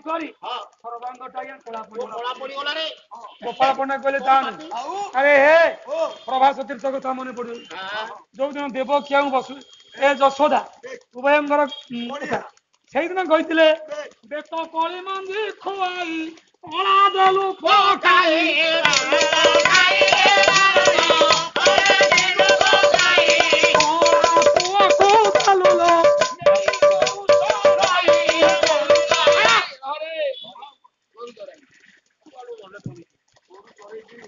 विषय भित्तिक कुआड़े कुआड़े पड़ेगा आज्ञा बेत मंदिर बोली से नाई नाई नाई ଶଗଡ଼ ଶଗଡ଼ ପାପକୁ ଅଙ୍ଗରେ ଧାରଣ କରିଛି। ହଁ ସେଇଥିପାଇଁ ସେ କଳା ପଡି ଯାଇଛି। ହଁ ହଉଛି ପାପି। ଆଜ୍ଞା ସେତିକି ନୁହେଁ, ଶୁଣନ୍ତୁ, ଗୋଟେ ଗୋରୁ ମାରିଛି, ଗୋଟେ ଷଣ୍ଢ ମାରିଛି। ଷଣ୍ଢ ମାରିନି ଆଜ୍ଞା? ଯୋଉ ଲୋକ ଗୋବଧ କରେ, ଆପଣ ଦେଖନ୍ତୁ ପ୍ରତ୍ୟକ୍ଷ କଣ ଗୋବଧକାରୀ ଲୋକ ଯୋଉ ଆପେ ଆପେ ତାଙ୍କ ଶୁଭ୍ରାଙ୍ଗ ଧବଳାଙ୍ଗ ଛାଏ ଛାଏ ଧଳା ପଡିଯିବ। ଓ ସେ କି କରିଛି? ଗୋଟାଏ ତ୍ରିଶିରା ସିଏ ମାରିଛି। ତ୍ରିଶିରା, ଅକ୍ଷର ଦୂଷଣ ତ୍ରିଶିରା, ତାପରେ ଗୋଟେ ଦିଶିରା ମାରିଛି, ଆଉ ତାପରେ ଗୋଟେ ଏକ୍ସିରା ମାରିଛି। ମୁଣ୍ଡ ମାରିଛି। ସେ ରାମ ଅବତାରେ। କେତେ ଅବତାର ଯିବ? ଆରେ ଇଏ ତିନି ମହନ୍ତ ସେ ବାବାଜୀ ମୁଁ ତିରିମଲ ମହନ୍ତ। ସେ ମାରିଛି ସେଇଆ। ଆପଣ କ୍ଷୀର ବୋଲେ କଣ ବୁଝୁଛନ୍ତି? କ୍ଷୀର ବୋଲେ କଣ ବୁଝୁଛନ୍ତି? ଆରେ ହେ କୃଷ୍ଣ ମାରିଲେ ତ୍ରିଶିରାକୁ, ରାମ ଅବତାରେ ସିଆ କହିଲା ଠିକ। ସେଇ ତ ଗୋଟାଏ ସେଇ ଅବତାରରେ ସେ ସବୁ ପାପ କରିଯାଇଥିଲି ଆଉ। ଏକଶିରା କିଏ ମାରିଲା? ସେଇ କୃଷ୍ଣ। ଏକଶିରା ମାନେ କଂସର କେତେଟା ମୁଣ୍ଡ? ଆରେ ସିରେ ମାନେ ମସ୍ତକ। ଆରେ ହେ ଏକଶିରା ତାକୁ ବୋଧ କରିଛି। ଏତେ ଗୁଡେ ପାପ, ଶଗଡ଼ ଶଗଡ଼ ପାପକୁ ଅଙ୍ଗରେ ଧାରଣ କରି ଏଇ ଲକ୍ଷ୍ୟରେ ପଡିବ। ଆଉ ସିଏ ହଲଚଲ ନାହିଁ। ଯାଆନ୍ତୁ ଆପଣ ଆପଣଙ୍କ କାମରେ, ମୋ କାମରେ ମୁଁ ଯାଉଛି। ଆଉ ଡେରି କର ନା। ହବ ଯେ ପୁଣି କାମୁଡୁଛନ୍ତି। ଗୋଟେ ପଦ ଆଜ୍ଞା ଯଦୁମଣିଙ୍କର ପ୍ରବନ୍ଧ ପୂର୍ଣ୍ଣଚନ୍ଦ୍ର ମନେ ପଡୁଛି। ନା ଶେଷ ଛନ୍ଦ ଷଷ୍ଠ, ତାକୁ ଶିଖୁନାହାନ୍ତି କି ଗାଉନାହାନ୍ତି କେହି? କହିଲା ବଳିଷ୍ଠ ଇଏ ବଳିକି ବଳି ଦେଇ ତର କି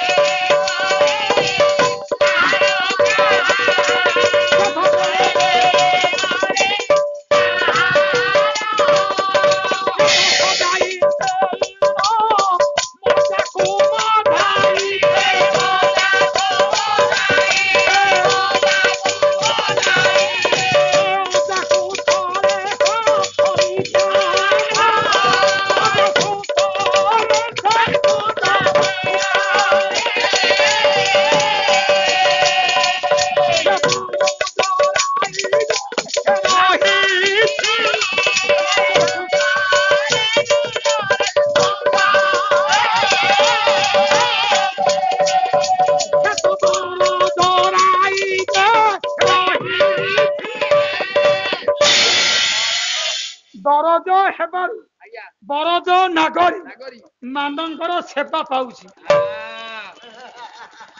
ସାରେ ଆଜି ପୁରା କଣ ରାଧା ଅଷ୍ଟମୀ ଆଜି? ହଁ ଫଳ ଖାଇକି ତାହେଲେ ଏତେଟା ଗାଇବାକୁ କଣ ଏମିତି ଗାଉଥିଲି ଆଜି? ଆଜି ଭୋକ ଲାଗି ସେଗୁଡା କଳାବତୀ। ଏଇ ଯୋଉ ପ୍ରଭୁ ହଁ ଇଆର କଥା ନା ହଁ ଗୋଟେ ହଁ କଥା କହିବି। କଣ? ଯଦି ଗୋଟେ ଲୋକ ହଁ କିଛି ପାପ କଲା, ଅନ୍ୟାୟ କଲା, କରୁ ଆଜ୍ଞା ତାର ଗୋଟେ ପ୍ରତିକାର ଅଛି ନା ଅଛି ନା ଆଉ। ନାଇଁ ଆଜ୍ଞା?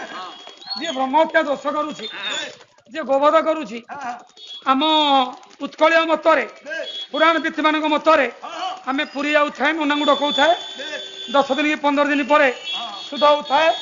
ନାଇଁ ଯଦି କୃଷ୍ଣ ଏତେ ଗୁଡେ ଥିଲା, ଯଦି ଏତେ ପାପ କରିଛନ୍ତି, ସେ ଲୋକ କେମିତି ମୁକ୍ତି ହବ? ତାଙ୍କର ମୁକ୍ତି ବାଟ ମୁକ୍ତି ଯାଇନ ନାରଦେ ଭଲ ବୁଲେଇ ବାକେ ପକଉଛ ଆଉ। ତାମାନେ ଏତେ ଗୁଡେ ପରିଶ୍ରମ ମୁଁ କଲିଣି, ହଁ ତା ମୁକ୍ତି ବାଟ ଆପଣ କହିଦେଲେ, ତାକୁ କହିଦେଲେ ସେଇଟା ଆଉ ପଡିବନି ମୁଣ୍ଡରେ। ଶୁଣ କଥା କହି ହଁ ଜଗତ କରୁତା ସିଏ ନା, ଜଗତ ମୁଁ ତାଙ୍କର ଭକ୍ତ, ସେ ମୋର ପ୍ରାଣ, ପ୍ରାଣ। ମୁଁ ତାଙ୍କର କୁହ କିଛି ଅସୁବିଧା ନାହିଁ। ତମେ ଯୋଉଥିପାଇଁ ଭୟ କରୁଛ ସେ କଥା କାହାକୁ କହିବାର ନା ତମେ ଜାଣିଲ, ମୁଁ ଜାଣିଲି, ହଁ ତାଙ୍କୁ କହିବନି। ଆଗ କହିବି ଦେଖ ନାରଦ, କଣ ଯଦି ତାଙ୍କୁ କହିବ ତମ ବିଦ୍ୟାଳୟ ହେ ଏଠି ଶୁଣ, ଗୋଟେ ବିଷ୍ଣୁ ଭକ୍ତା ସତୀଲାଇକା ତାଙ୍କ ଛାତିକି ଯଦି ଗୋଟେ ଗୋଇଠା ପକେଇଦବ, ଆଚ୍ଛା ଆଉ ଏ ନର୍କ କୁଣ୍ଡରେ ସେ ପଡିବେନି। ଆଉ କଣ ନିରାଟ ସତ୍ୟ କହିଦେଲେ ତମକୁ ଆଉ କେମିତି ବିଶ୍ୱାସୀ ଲୋକ। ଆପଣ ମାନଙ୍କର କବି ମୋ ପୂଜ୍ୟ ଗୁରୁ ଅଭୟ ଚରଣ ସ୍ୱାଇଁ ব্রজধারী প্রাত বক্ষে পদাঘাত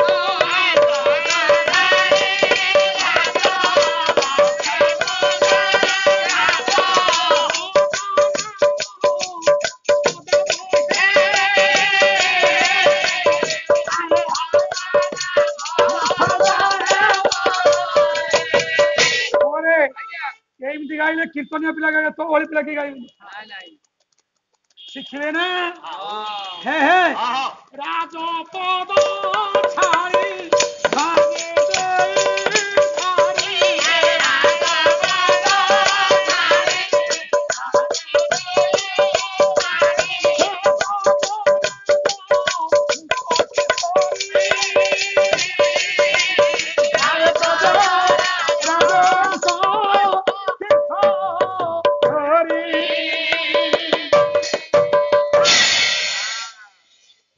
ସମର ମଥୁରା ଷ୍ଟେସନ ଲାଗିଛି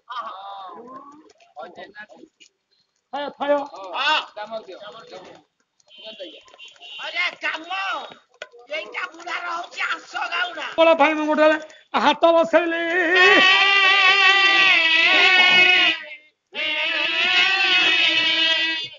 ଶୁଣିଦେଲେ ନାରଦ କହିବାରେ ବଡ ଲଜ୍ଜାର ପଡି କର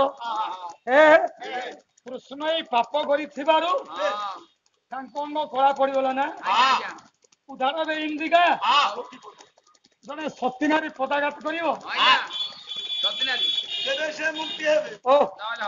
କଣ ଶୁଣ ଋଷି ମୁଁ ଶୁଣୁଛି ଯେ ନ କହିଲେ ଆଜ୍ଞା ମୂର୍ଦ୍ଧନା ଫାଟିଯିବ ସେ ପଦଟା ନ ଗାଇଲେ ମୂର୍ଦ୍ଧନା ଫାଟିଯିବ ଆଜ୍ଞା ହଁ କରଲୋଳ କବି ରସ କରଲୋଳ ଦିନ କୃଷ୍ଣ ଦାସ কমনীয় কমল পড়ে মাথা বহে কমল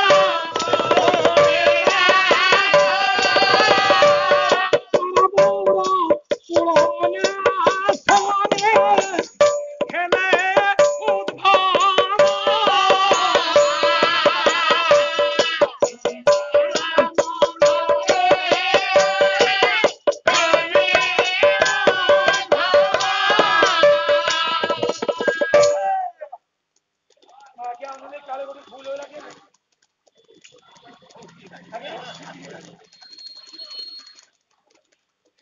এলো না গীত গোবিন্দ হলো না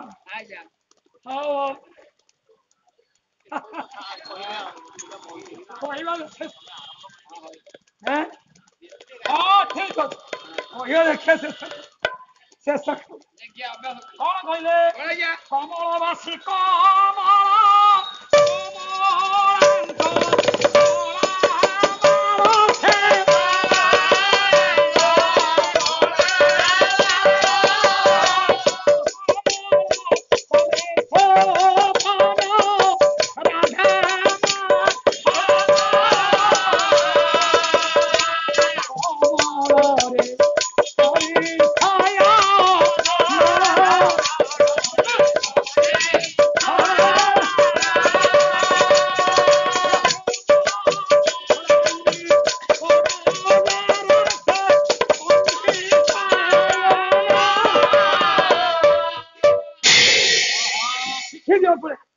ଆମର ତ ଡେଟ୍ କିଛି ଅଛି ଆମର ନା ଆଉ ଡେଟ୍ ଅଛି 76 ଚାଲିଲା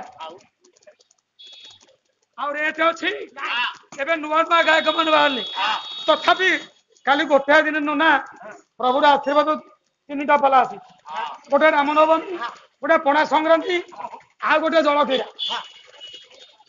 ସମ୍ଭବ ନୁହେଁ ଆଜ୍ଞା କମଳ କୋଲା କମଳ କମଳ କହିଲେ ଜଳ ଆପସ୍ରୁ ଭୁବନ ବାରି ସଲିଳମ କମଳ ଚଳ କମଳ କୋଳରେ ଜଳ କୋଳରେ କମଳ ନୟନ ନାରାୟଣ ସର୍ପ ଅପରେଶନ କରିଛନ୍ତି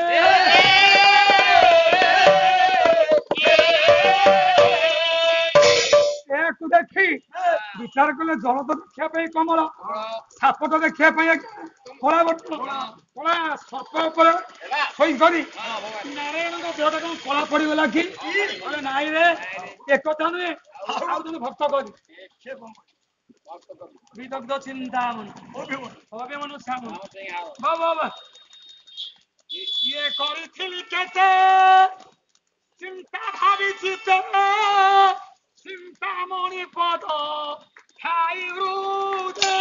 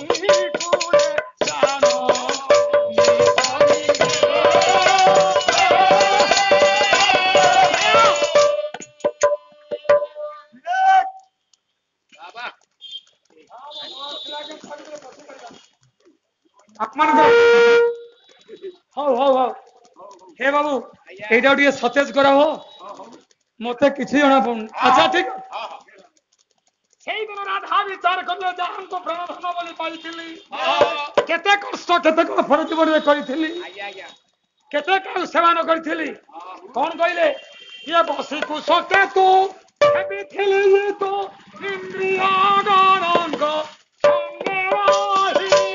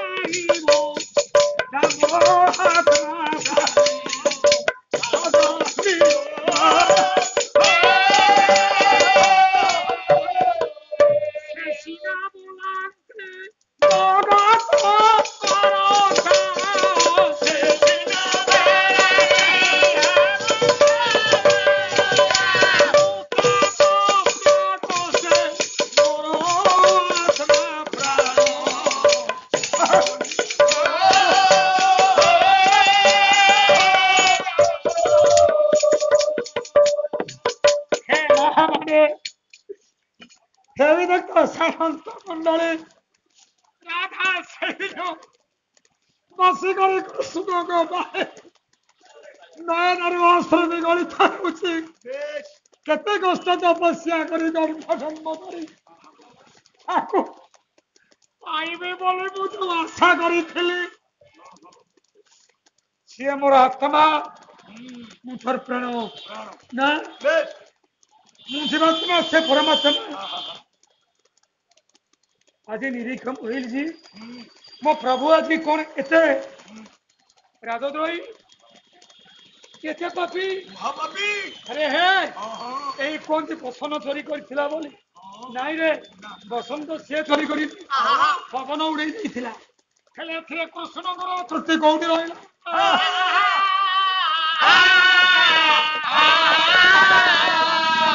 ଆଉ ଗୋଟେ ପଦ କହିଲେ କଲେ ବନେ ଜଳ ଲତା ଜଳ করে ଇଏ ଜଳ ଦୃଶାଙ୍କ ଜନୟନ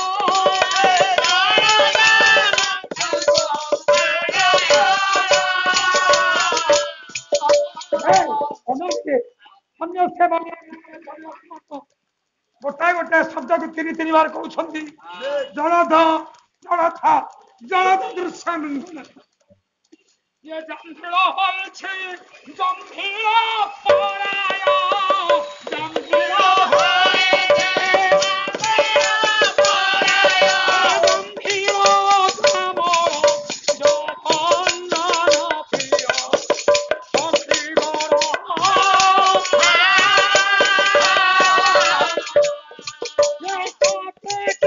মিলিল সুদর্শন প্রিয়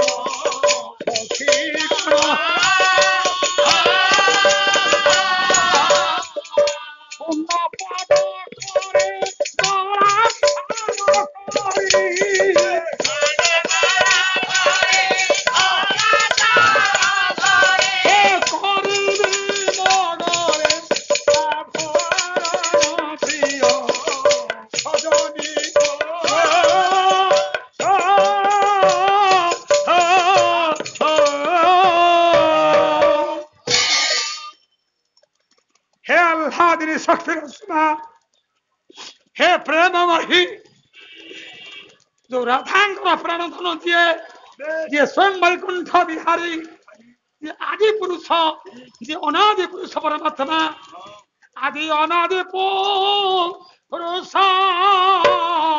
निर्गुण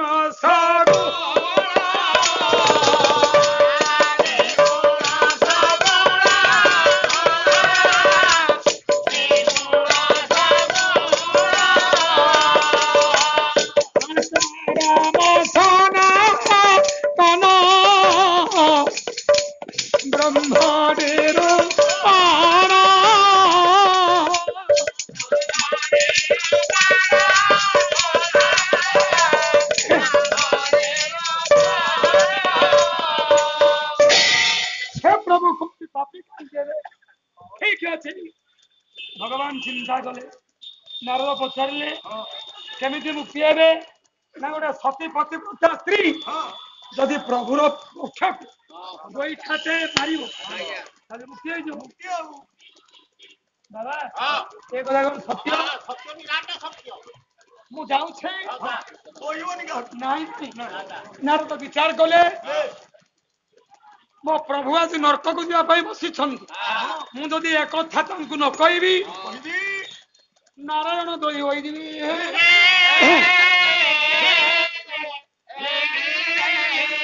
कथा विचार करी देवदत्ती नारद आकाश मार्ग गमन करिले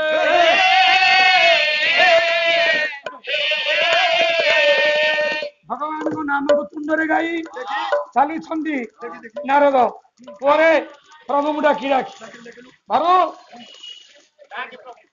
डाकी आहे चोगा डोळा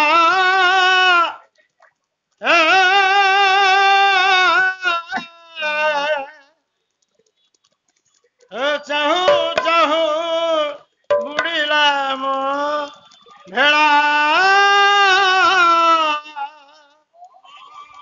ये चाहू चाहू बुड़ीला मो भेड़ा अरे कचो के रथ चलुथीला ये बेनी जो कहेला न चलीला एक चौके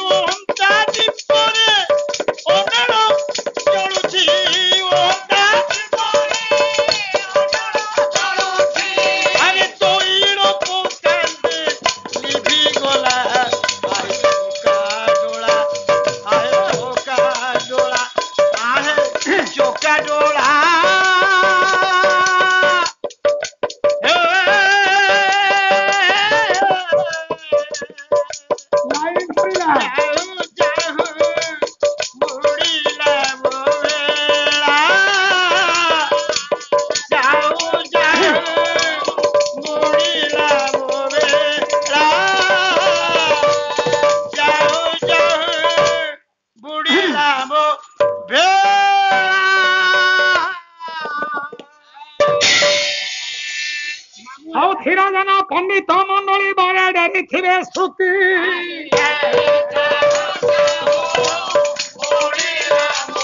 कल्याण बांछे आपण को प्रभु श्रीपति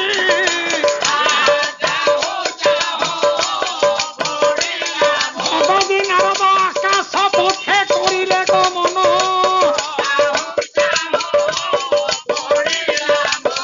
ब्रह्मचारी मुखे कले गीत गोविंद रचन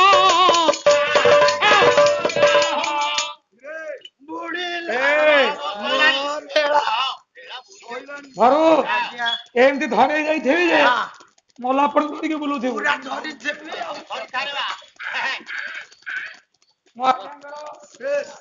कथा न रखिला असुविधा नना एपर्तंत कही नी तुम गाइबा लोक तुम कहूँ अवशोष कहीं रहा नारद चली छंदी आज्ञा द्वारका भी मुखे गीत गोविंद जय राम गोस्वामी हरिदिन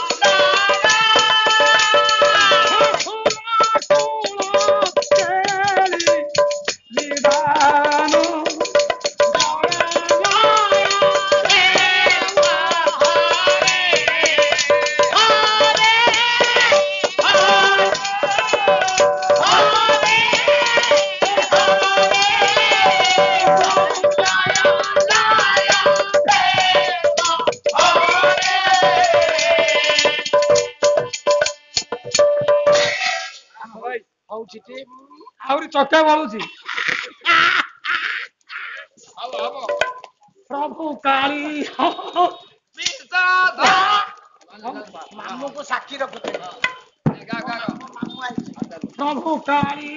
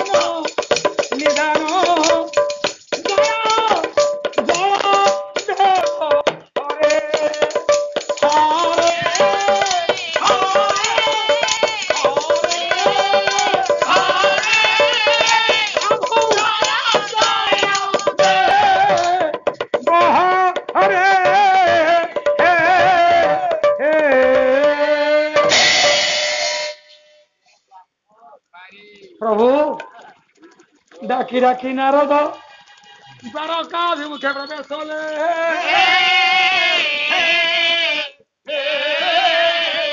ସେଥିପାଇଁ ଟିକେ କଲେ ରାତି କହିଲେ କଣ କରିପାରିବି? ମହାପ୍ରଭୁ ମହାପ୍ରଭୁ ଜୟ ଶ୍ରୀ ରାଧେ।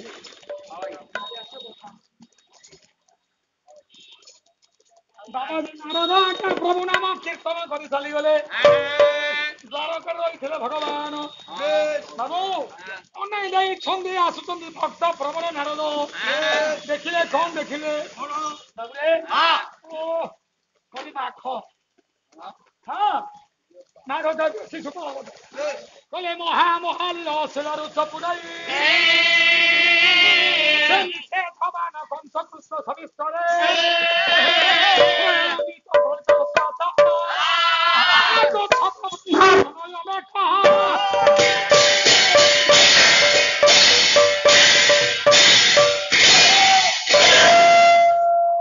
ବ୍ରହ୍ମାନନ୍ଦନଙ୍କୁ ଆଖି ଆଗରେ ଦର୍ଶନ କରିଲେ ନାରଦ। ବାବା ବାବା ଓ କଣ ବାବା ହେଲା? ଅଛି ଅଛି ନେ ଏଇଟ୍ ଫାଇଭ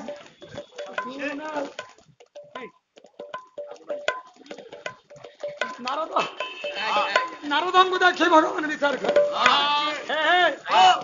ନାରଦ ଯାଉଛନ୍ତି କଣ କଲେ? କହିଲେ ସନମାନେ ଯଦି ବସାଇଲେ କତି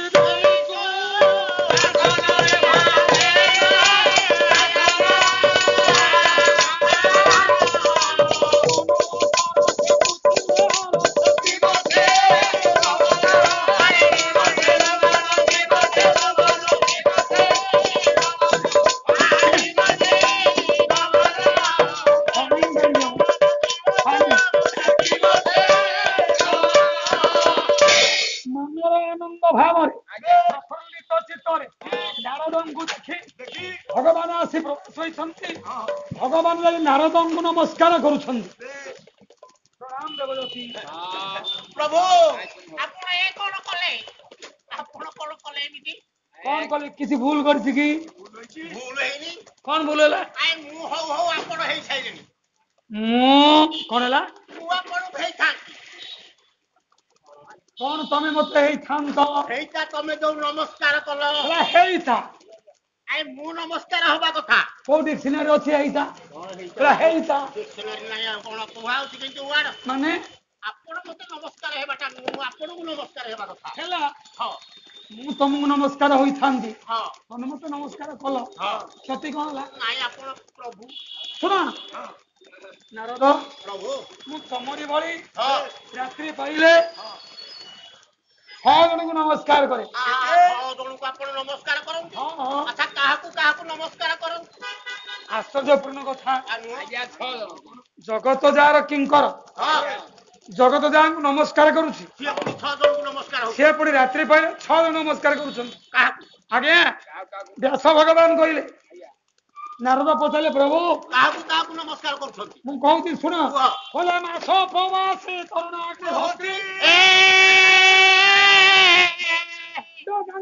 ଚନ୍ଦ୍ର ସହସ୍ରଦର୍ଶୀ ଦାତା ପତିବ୍ରତାଂଶ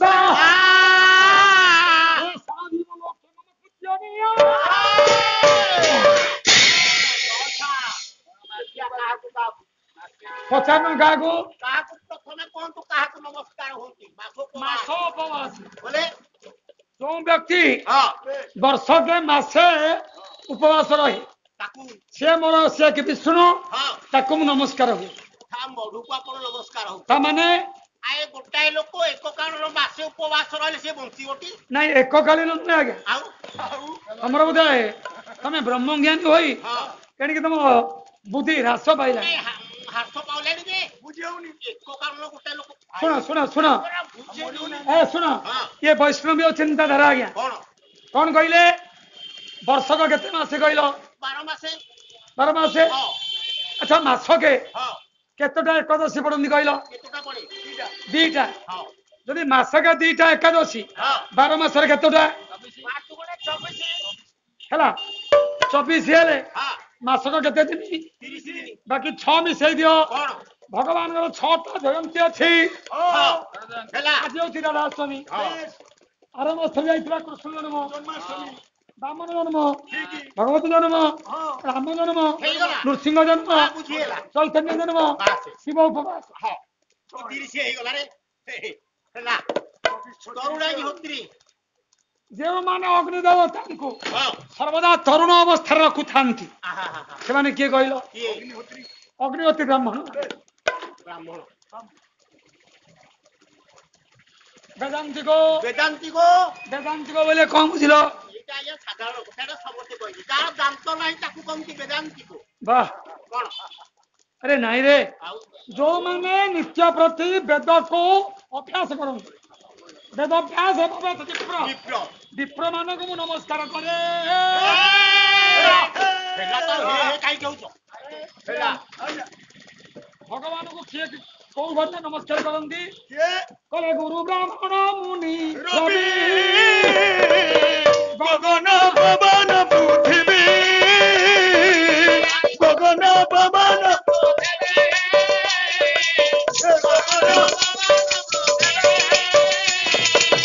ଗଣବଂଶ ବାହୁଦାସନେ ବିଷ୍ଣୁ ବୁଝିବାୟ ଦେଶନେ କେତେ ସ୍ଥାନରେ ଭଗବାନଙ୍କୁ ପୂଜା କରାଯାଏ। ବାବୁରେ ନାରଦଙ୍କୁ ଭଗବାନ ପଚାରିଲେ କହିଲେ ତମେ ମତେ ନମସ୍କାର କଲ ଯେ ହଁ ଆଉ ଗୋଟେ କଥା କହିବି କଣ ସତୀ ପତିବ୍ରତା କଣ ଗୋଟେ କହିଲ? ଇଏ ସତୀ ପତିବ୍ରତା ଆଏ ପ୍ରତିବତା ମାନେ ସତୀ ସ୍ୱାଧୀ ନାରୀ ହଁ ତାକୁ ଆଚ୍ଛା ଆମର ହେଉ ଯେ ହଁ ମିଷ୍ଟାନ୍ନ ଦାତା ନିଶ୍ଚୟ ମାନେ କଣ ବୁଝିଲ? ଗାଙ୍ଗୁରାମ ସୁଇ ସିଷ୍ଟର ମିଠା ଦାନ କରୁଛି ଆରେ ନାଇଁ ନାଇଁ ଆଉ ମଧୁର ବିନୟ ବଚନ କହି ତୋଷିବ ପ୍ରାଣୀ ମନ ଯିଏ ମିଠା କଥା କହି ହଁ ଅନ୍ୟମାନଙ୍କ ହୃଦୟକୁ ତୋଷ କରୁଛି ହେଲା ତାକୁ କୁହନ୍ତୁ। ହେଲେ ହଁ ବାଜି ହଁ ତମ ମୁଖମଣ୍ଡଳ ଟା କାହିଁ ମଳିନ ଦେଖାଯାଉଛି? ତମରି ଲାଗି ତ ନର ଆମେ ତ ନଥିଲା ଆଗରୁ କି କଥା ଦେଖିବ କଣ ମୋ ଲାଗି ତ ସବୁ କଣ ମୋ ଲାଗି? ପ୍ରଭୁ ହଁ ଆପଣଙ୍କୁ ଦର୍ଶନ କରିବା ନିମନ୍ତେ ମୁଁ ଆସୁଥିଲି ଆଚ୍ଛା ଆସିଲା ବାଟରେ ଜମକୁରୁଟା କହିଲା ଆଚ୍ଛା ମୁଁ ଆସିଲା ବେଳକୁ ଜମକୁଟା କୁଣ୍ଡ ଖୋଲୁଛି ଆଉ ଆଚ୍ଛା ଆଚ୍ଛା ମୁଁ କହିଲା ଏଇଟା କୋଉ କୁଣ୍ଡ ନା ନର୍କ କୁଣ୍ଡ ହଁ ମୁଁ କହିଲା ଏଥିରେ କିଏ ପଡିବ ହଁ। ଭଗବାନ କୃଷ୍ଣ ପଡିବେ ଆଚ୍ଛା ଭଗବାନ କୃଷ୍ଣ ପଡିବେ ହଁ ସେତିକି ମନଟା ମୋର ଖରାପ ହେଇଗଲା ଖରାପ ହେଇଗଲା କାହିଁକି? ତାଙ୍କୁ ପଚାରି କେମିତି ଉଦ୍ଧାର ହେବେ ସେ କଣ କହିଲେ? କହିଲେ ଗୋଟେ ସତୀ ନାରୀ ଯଦି ଗୋଟେ ପଦାଘାତ ଦବ ଆଚ୍ଛା ତେବେ ନାରାୟଣ ଉଦ୍ଧାର ହେବେ ନାରାୟଣ ମନେ ମନେ କହିଲେ ବିଚାର ସତୀ ନାରୀ ଖୋଜିବା ପାଇଁ ହଇଲେ ବାହାନା। ହେଲେ ହଏ ମୋର ତ ଅଷ୍ଟପାଠ ବଂଶୀ ଅଛନ୍ତି ବାହାରକୁ ଯିବି କଣ? ହଁ ବାହାରକୁ ଯିବି କଣ? ରୁକ୍ମିଣୀ ସତ୍ୟଭାମାଙ୍କ ନିକଟ ମିଳିଲେ ସେତେବେଳେ ରମଣୀ ମାନେ ପୋଷା ଖେଳୁଥିଲେ ନାରାୟଣ ପ୍ରବେଶ ହେଲେ ଇଏ ସମସ୍ତେ ପୋଷା ଖେଳୁଥିଲେ ବେଶ ସ୍ୱାମୀ ଦେବତା ଆସିଲେ ବୋଲି ବୋଲି ଏମାନେ ଖେଳ ଛାଡି ଛାଡ଼ି ସ୍ୱାମୀ ଦେବତାଙ୍କ ପାଖେ ପ୍ରଣାମ କରିଲେ।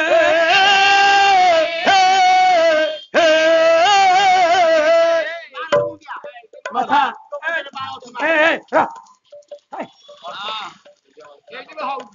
ଆଜ୍ଞା କିଛି ବହୁତ ଶିଖିବାର ଅଛି ଆଜ୍ଞା। ସ୍ତ୍ରୀ ଯେତେବେଳେ ସ୍ୱାମୀକି ମୁଣ୍ଡିଆ ମାରିବ ସ୍ୱାମୀ କଣ ବୋଲି କହିବା କିନ୍ତୁ ଆଶୀର୍ବାଦ ଦିଅ। ଅରୁ ଆଜ୍ଞା ସ୍ତ୍ରୀ ସବୁଦିନ ସ୍ୱାମୀକି ମୁଣ୍ଡିଆ ମାରୁଛି ମାରେ ସମସ୍ତେ ନୁହଁ କେହି ନଥିଲେ ଆମ ଘରେ ଏମିତିଆ ଗାୟକ ଯିଏ ସେଇ ମାରୁଥିବେ ସ୍ତ୍ରୀ କି ମୁଣ୍ଡିଆ ହଏ ଆମେ ମାରିବୁ ଆମେ ପୁରୁଷ ସିଂହ ତୁ କଥା ବୁଝିପାରୁନୁ ସେ ନାରୀ ସିଂହାଣୀ ତୁ ବୁଝିପାରିଲୁନି କଥାଟା ଆପଣ କହିଲେ ନାରୀ ସବୁଦିନ ପାଇଁ ସ୍ୱାମୀକି ମୁଣ୍ଡିଆ ମାରେ ହଁ ଠିକ ସ୍ୱାମୀ ତାକୁ ସେତେବେଳେ କଣ ଆଶୀର୍ବାଦ କରେ? ଆଏ ହୋଏ ଠିକ ଠିକ ଠିକ କହିବେ ରହ ରହ ସମୟ ଆସି ଦେଲାଣି ବେଶ ଭଗବାନ କହିଲେ ହଁ ଗୋଟେ ସତୀ ପତିବ୍ରତା ନାରୀ ଖୋଜିବି ହଁ ରୁକ୍ମିଣୀ ତମେ ଅଷ୍ଟପାଠ ବଂଶୀ ଅଛ ହଁ ତମେ ଯଦି କେହି ଜଣ ତମ ଭିତରୁ ବେଶ ମୋ ବକ୍ଷକୁ ଗୋଇଠା ମାରିଦବ ହଁ ସବୁଦିନ ପାଇଁ ଯମ ନରକରୁ ମୁଁ ଉଦ୍ଧାର ହେଇଛି। ହଇଲ ସ୍ୱାମୀ ତମକୁ ଗୋଇଠା ମାରିବୁ ହଇଲ ଆଉ ଗୋଡ ରହିବଟି ଗଙ୍ଗା ଧର ମେଳ କହିଲେ କଣ କହିଲେ ସ୍ୱାମୀ ଗୁରୁ ସ୍ୱାମୀ ବାନ୍ଧବ ସ୍ୱାମୀ ଗୁରୁ ସ୍ୱାମୀ ପରମ ବାନ୍ଧବ ସେବା ନାରୀ ଧର୍ମ ଆରେ ସ୍ୱାମୀ ସେବା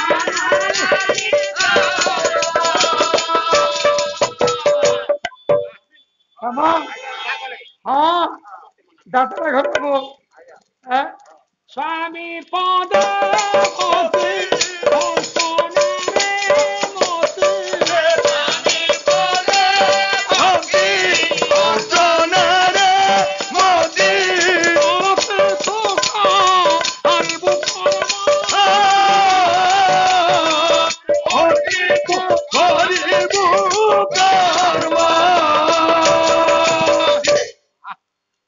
କଣ ବୁଝିଲୁ କି ରୋଷେଇ କଣ ସବୁ ବୁଝିଗଲୁ ଆରେ ସ୍ୱାମୀ ସେବାରେ ମୁକ୍ତି ଥାଏ ନାରୀ ମାନଙ୍କର କହୁନୁ କହିଲେ ସମାଜ ପାଇଁ ବିଷୟ ଦରକାର ହେ ମା ଭାଗବତ କଣ କହିଲେ ସ୍ୱାମୀ ହେ ସୁନ୍ଦର ଅବଧୀର ବ୍ୟାଧି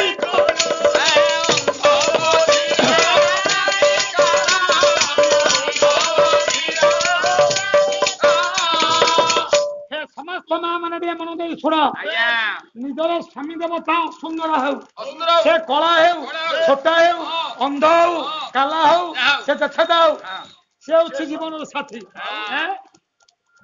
ତାହାଙ୍କୁ ବିଷ୍ଣୁ ପ୍ରାୟ ମନି ବୁଝିବ ଦେଇ ସର୍ବ ପାରି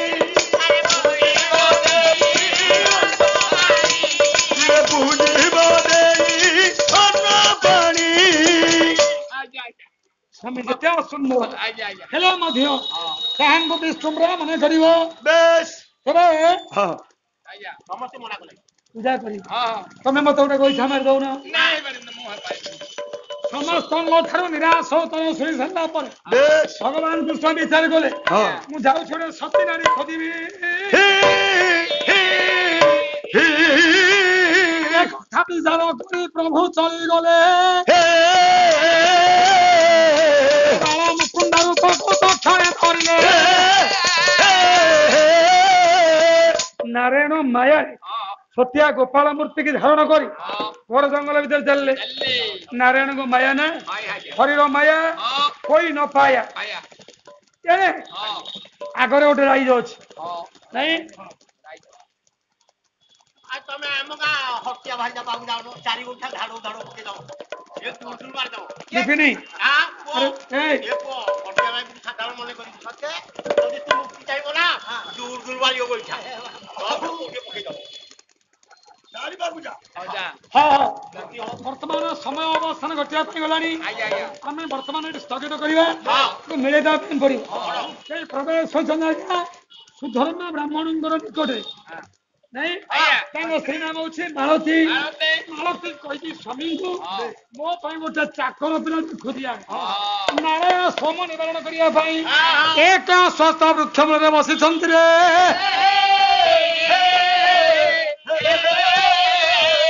ରେ ସମର ସୁଧର୍ମା ପ୍ରବେଶ ଦେଖିବା ଗଲାର ପୁଅ ତୁ କିଏ କିରେ ତୁ କଣ ମୋତେ ତମେ ଚିହ୍ନିଛ ତମେ ଆପଣ ବ୍ରାହ୍ମଣ କି ପ୍ରଣାମ ନିଅ ଆୟୁଷ୍ମାନ ଭଲ ବାହାର କରିବେ ଆରେ ବାପା ତୋ ଘର କୋଉଠି ମୋ ଘର ହଁ ତୋ ବାପା ନା କଣ ତୋ ମା ନା କଣ ଆଉ ମୋଟାମୋଟ କହିଲୁ ତୋ ନା କଣ ମୋ ନା ହଉଛି ଗୋପାଳ ଗୋପାଳ ତୁ ଜାତିରେ ତୋ ବୃତ୍ତି ଗାଈ ଚରେଇବା ତୁ ଚାକିରି କରିବୁ ଆମ ଘରେ 2-4ଟା ଗାଈ ଅଛନ୍ତି ଚରେଇ ପାରିବୁ ଶୁଣ ଆମ ବୁଢୀ ବଡ ଦୟାଳୁ ସିଏ ବିଷ୍ଣୁ ଭକ୍ତା ଗୁରୁଣ୍ଡି ଗୋପାଳ ପୂଜା କରୁଛି ସବୁଦିନ ପୁଣ୍ୟ ଫୁଲାଣି ତୋଳି ଦେଲେ ଗୋଟେ ଖୁସି କିନ୍ତୁ କରିବ ଯେ ଘରେ ରଖିକି ଗୋପାଳଙ୍କୁ ରାଧାଷ୍ଟମୀରେ କୃଷ୍ଣ ଜନ୍ମରେ ଶଙ୍କୁଳି ବୋଟରେ କରିବ ପଇସାଟା କଣ ରଖି କରିବା ଆଉ କରିବା ଟିକେ ତାଙ୍କୁ ଦେଲେ ହରି ତୁଷ୍ୟ ହେବେ ହଁ ଆଜିର ଦିନରେ ଆମେ ଖାଇନେ ମାନେ ସେ ଖାଇନି ହଁ। ମୁଁ କହିବି ହଁ। ଯାଆନ୍ତୁ ଦେଖିବେ ଆଜ୍ଞା ହଁ। ମୋ ଗୃହରେ ମୋ ବସା ଘରେ ମୋ ଗୋପାଳ ଅଛନ୍ତି ହଁ ଏଠିକି ଗୋପାଳ ଅଛନ୍ତି ହଁ। ମୁଁ ଖାଇନି ମାନେ ସେ ଖାଇନି ଖାଇନି ନାଇଁ ନାଇଁ ପରା। ମୁଁ ଏଇଲେ ଗଲେ ଖାଇଲେ ମୋ ଗୋପାଳଙ୍କୁ ସମର୍ପଣ କରି ଖାଇବି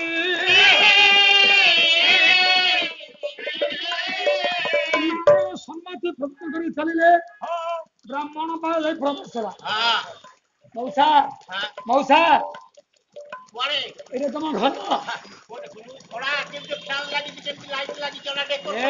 ଦେଖେ ଏଇଟା ଆମ ଘର ବାବା ହଁ ମୁଁ ଭାବୁଛି ଏ ଘରଟାରେ ଶହେ କି ଛପନ ଟଙ୍କା ଖର୍ଚ୍ଚ ହେଇଛି ତୋର କୋଉ ଅନୁମାନ ଠିକ ରେ ବା ତମର 10-12 ବଖରା କର ହେଇଥିବ କେତେଟା ଘର ହେଇଛି ଆଜ୍ଞା ଶହେ କି ଛକଡି ଆଉ କେତେ ଏ ପୁଏ ଦେଖ ନା ଏଡି ମୋ ବୁଢୀ ତାକୁ ମୁଣ୍ଡିଆ ମାରି ଶୀଘ୍ର ପ୍ରଣାମ କରେ କିଏ କଣ ଜାଣିପାରୁଛୁ କିଏ ମୋ ଘରକୁ ଆସିକି ମାଉସୀ ମାଉସୀ ପ୍ରଣାମ ଅରେ ଏଟା କିଆ ସାକିରେ ଆରେ ଖାଲି ବାପା ଆରେ এইটা কিয়া সা মাউসি বেলি তো ଚାକର ପିଲା ପରେ ଆଣିଛି କହିଥିଲୁ ମତେ আরে বাড়ি পড়া মাউসি বেলি কোন গাউছি কিরা মুকুড়া বপারা শাড়িয়ার আরে বাড়ি পড়া আরে মাউসি বেলি কହୁଛୁ কোন কিরা নুয়া বউ ডাকুনু মতে নুয়া বউ ডাকে ଆଉ କଣ ଦେଖ ବୁଢୀ ନାରାୟଣ କିଛି ଜାଣୁ ନାହିଁ କି ଫାଣୁ ନାହିଁ ତୁ ଏଇ ଘରେ ଚାକିରି କରିପାରିବୁ ଆଚ୍ଛା ଆରେ ତାକୁ ମାଉସୀ ଡାକୁଛୁ ଆଜ୍ଞା ହଁ ଆପଣଙ୍କୁ ତ ମଉସା ବୋଲି ଡାକୁଛି ସେ ଆପଣଙ୍କର କଣ ହେବେ ମୋ ସ୍ତ୍ରୀ ହବ ତମକୁ ମଉସା ଡାକିଲେ ତୁ ବୁଢୀ ଡାକେ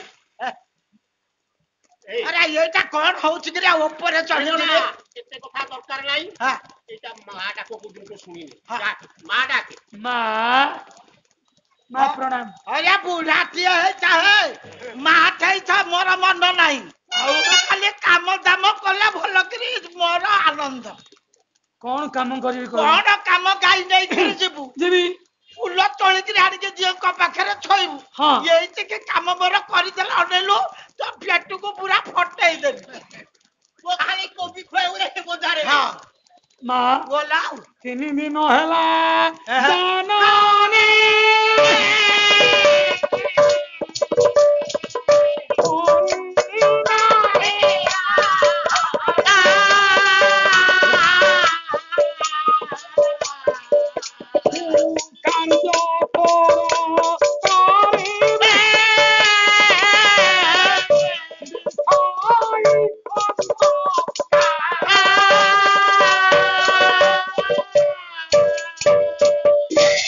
ମାଲୋ ମୁଁ ରୋଷେଇ କରି ଆମ ଘରୁ 3 ଦିନରେ ଆସିଲାଣି କିଛି ଖାଇନି କିଛି ଖାଇନୁ ପେଟ ଜଳୁଛି ଆଖିରୁ ଜୁଳୁ ଜୁଳା ପୋକ ବାହାରି ପଡୁଛନ୍ତି ହେଲେ ମା ମତେ କଣ ଟିକେ ଖାଇବା ପାଇଁ ଦେ ତାପରେ ତ କାମ କରିବି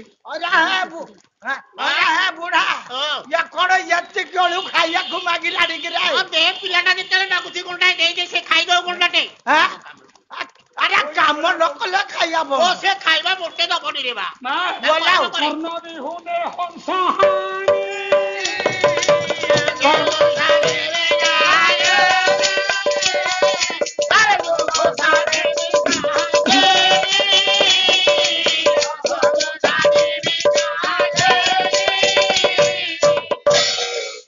ବାପା ଅର୍ଣ୍ଣ ଦିନ ତ ହଂସ ହାନି ହବ ଆଉ ତ ଫୁଲ ତୋଳିବ କିଏ ଆରେ ପୁଅ ଏ ଗୋପାଳ ନା ବା ଆମର 7 ଦିନରେ ଥରେ ରୋଷେଇ ହଉଛି ଶୁଣିଲ ଆମ ଘରେ ରୋଷେଇ ବନ୍ଦ ରେ ବା ବାପା ତମର ସତରେ କଣ 7 ଦିନରେ ଥରେ ରାଉଛ 7 ଦିନରେ ଥରେ ବା ଆଉ ତମର କଣ ପବନ ଖାଉଛ ମଲା ମୂର୍ତ୍ତିକା ସବୁ ହଉଛି ଆଚ୍ଛା ମତେ ଡକରା ହଉଛି ବ୍ରାହ୍ମଣ ଗଣ୍ଡାଏ ପେଟକୁ ଖାଉଛି ମୋ ବୁଢୀ ପାଇଁ ଗଣ୍ଡାଏ ଆଣୁଛି ଏବେ ଋଷିଆ ମରି ଯାଇଛି ତା ଦେଇ ଗାଡକୁ ଯିବି କଣ ପୁଅ ଖାଇବୁ ତେଣୁ କରି ବୁଢୀ ଆମର ରୋଷେଇ ବନ୍ଦ 7 ଦିନରେ ଥରେ ରେ ବା ମୋ ବୁଢା ସେଇଥିରେ ଲାଗିଛି ଆମର ରୋଷେଇ ନାହିଁ ହେଲେ ମା ମତେ କଣ ଗଣ୍ଡିଆ ଦିଏ କୋଉଠୁ ଆଣିବି କହୁନୁ যাব ତ ନ ପୁରେ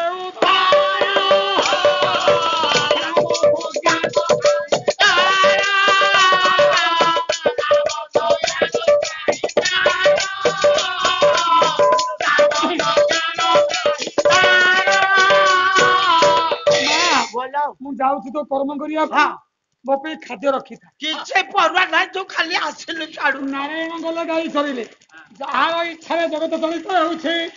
ଗାଈ ମାନଙ୍କର ପେଟ ଫେଟ ପୁରିଗଲା। ପ୍ରଭୁ ପୁଣ୍ୟ ଫୁଲ ତୋଳି ଆଣି ବ୍ରାହ୍ମଣରେ ପ୍ରବେଶ ହେଲେ। ଦେଖିଲେ ମା ଏଇ ନେ ତ ଫୁଲ ନେ, ତୋ ଗାଈ ସାଇତି ଆସିଛି, କଣ ମୁଣ୍ଡେ ଖାଇବା ପାଇଁ ଦଉନୁ? ଆଲା ବୁଢୀ ଆମର ଯୋଉ ଗହମ ଠାଲି କାକୁଡି ଭଜା ଭାତ ପଖାଳ ଭାତ ତାକୁ ମେଞ୍ଚାଇ ଦେଇ ସେ ଖାଇଦଉ। ଆରେ ହେ ସେ ଖାଇବ ମୋ ଚେହେରା ହେଇଯିବ ତାର ରେ। ଆଜ୍ଞା ତାଙ୍କର ଗହମକୁ ଡାଲି କରୁଛନ୍ତି, କଣ କାକୁଡି ଭାଜିକି ଦଉଛନ୍ତି। ବ୍ରାହ୍ମଣିଆ ଘର କଣ ଭାବୁଛୁ ମ? ବ୍ରାହ୍ମଣିଆ ଖାଦ୍ୟ ପଇତା ପଇତା ବାହାର କରନ୍ତି ଖାଲି ନିଆଁ ଲାଗିଯିବ ବୋଲି ମୁଁ ବାହାର କରୁଛି। ନାଇଁ ନାଇଁ ନାଇଁ ମା ହେଲା, ଆଉ କଣ କାମ ଅଛି କାଲିକି? କାଲିକି ଆଉ ବୋଇଲା ବ୍ରାହ୍ମଣୀ ରାତିରେ ପାଇଲେ ଗୁରୁଣ୍ଡି ଗୋପାଳ ପୂଜା।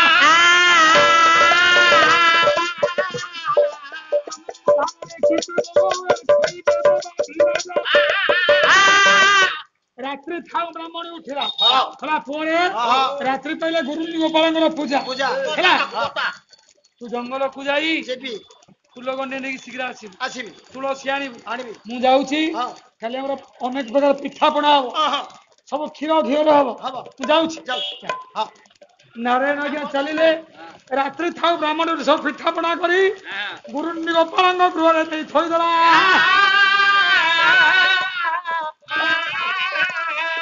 ଯାହାର ମାୟାରେ ଜଗତ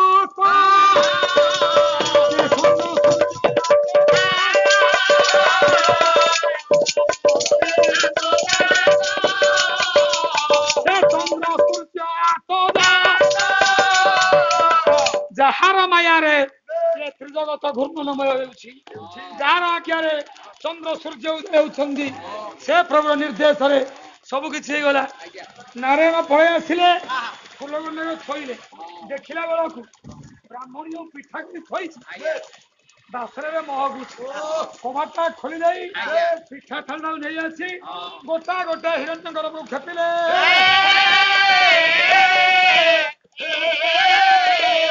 ବ୍ରାହ୍ମଣୀ ମନକୁ ଉତ୍ସାହ କଲେ। ବ୍ରାହ୍ମଣୀ କହିଲା, ଦିଅଙ୍କ ମନ୍ଦିରରେ କହିକି ଆସିଥିଲି, କାଳେ କବାଟ ଖୋଲି ଯାଇଥିବ, ମାର୍ଜିଆରେ ପଶିଯିବ, କିଛି ହେଇଯିବ ନା। ଚାଲିଲା ଆଜ୍ଞା ବ୍ରାହ୍ମଣୀ। ଗଲାବେଳକୁ ମହାପ୍ରଭୁ ଭୋଗ ଥାଳି ଟାଣି ଆଣି ଗୋଟାଏ ଗୋଟାଏ ପାତିକି ପକଉଛନ୍ତି। ବ୍ରାହ୍ମଣୀ ଗର୍ଜନ ତର୍ଜନ ବାড়ি পড়া গহমুড়িয়া তো খাই যাইছি বসিলু হইঠা কলু আরে মো প্রভুর হইঠা করিদেলু হইরে তু আসিকি মোর সবু মারা করে ଦେଇକି বসিলু ঠিক তো জীবন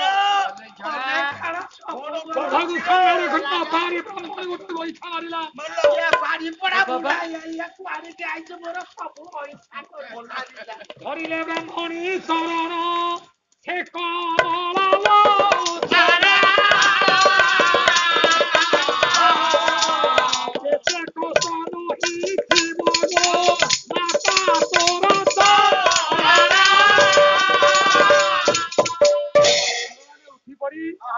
ବ୍ରାହ୍ମଣୀ ପାଦକୁ ମଞ୍ଚାଳିଲେ।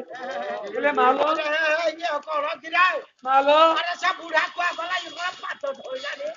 ନା ଓ କଅଳିଆ ପାଦକୁ କେତେ କଷ୍ଟ ନଉଥିବ। କଠିନ ଟାଇ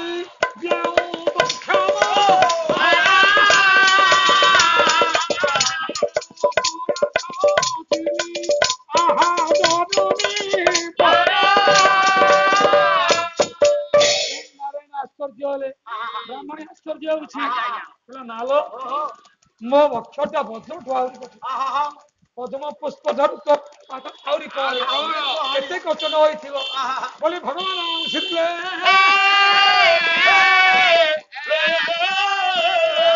ବ୍ରାହ୍ମଣୀ ଗଲା ପରେ ଗୋପାଳ ତୁ ସତ୍ୟ କହ, ତୁ କିଏ?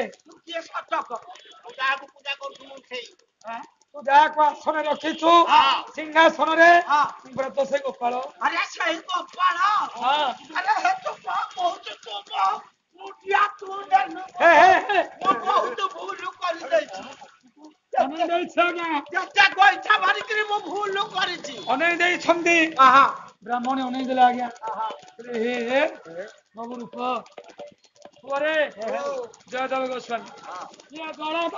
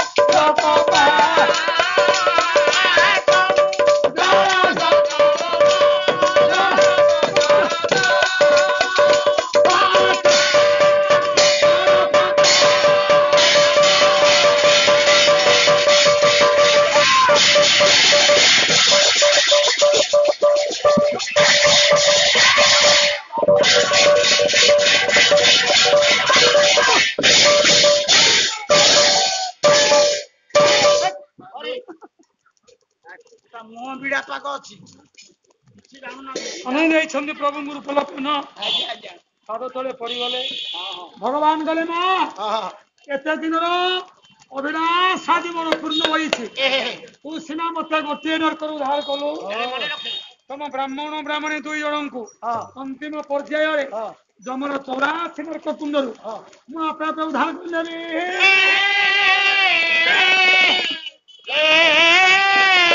ମୋର ଗୁଣ ବିଶାରଦ ବିଦଗ୍ଧ ମଣ୍ଡଳୀ ମାନଙ୍କୁ ଯୋଡ଼ାଇ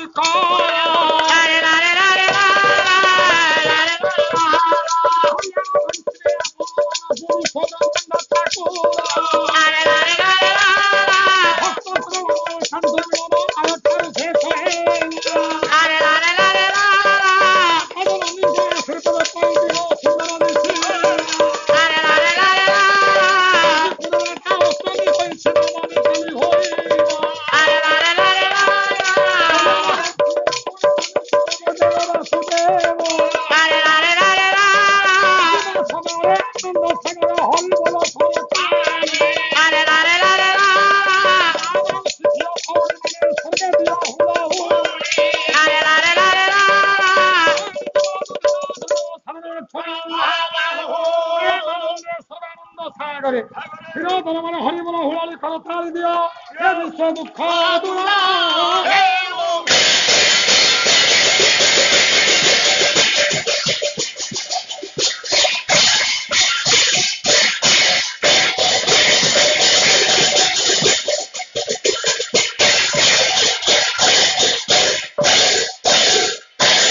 জয় শ্রীরাম জয় শ্রীরাম জয় শ্রীরাম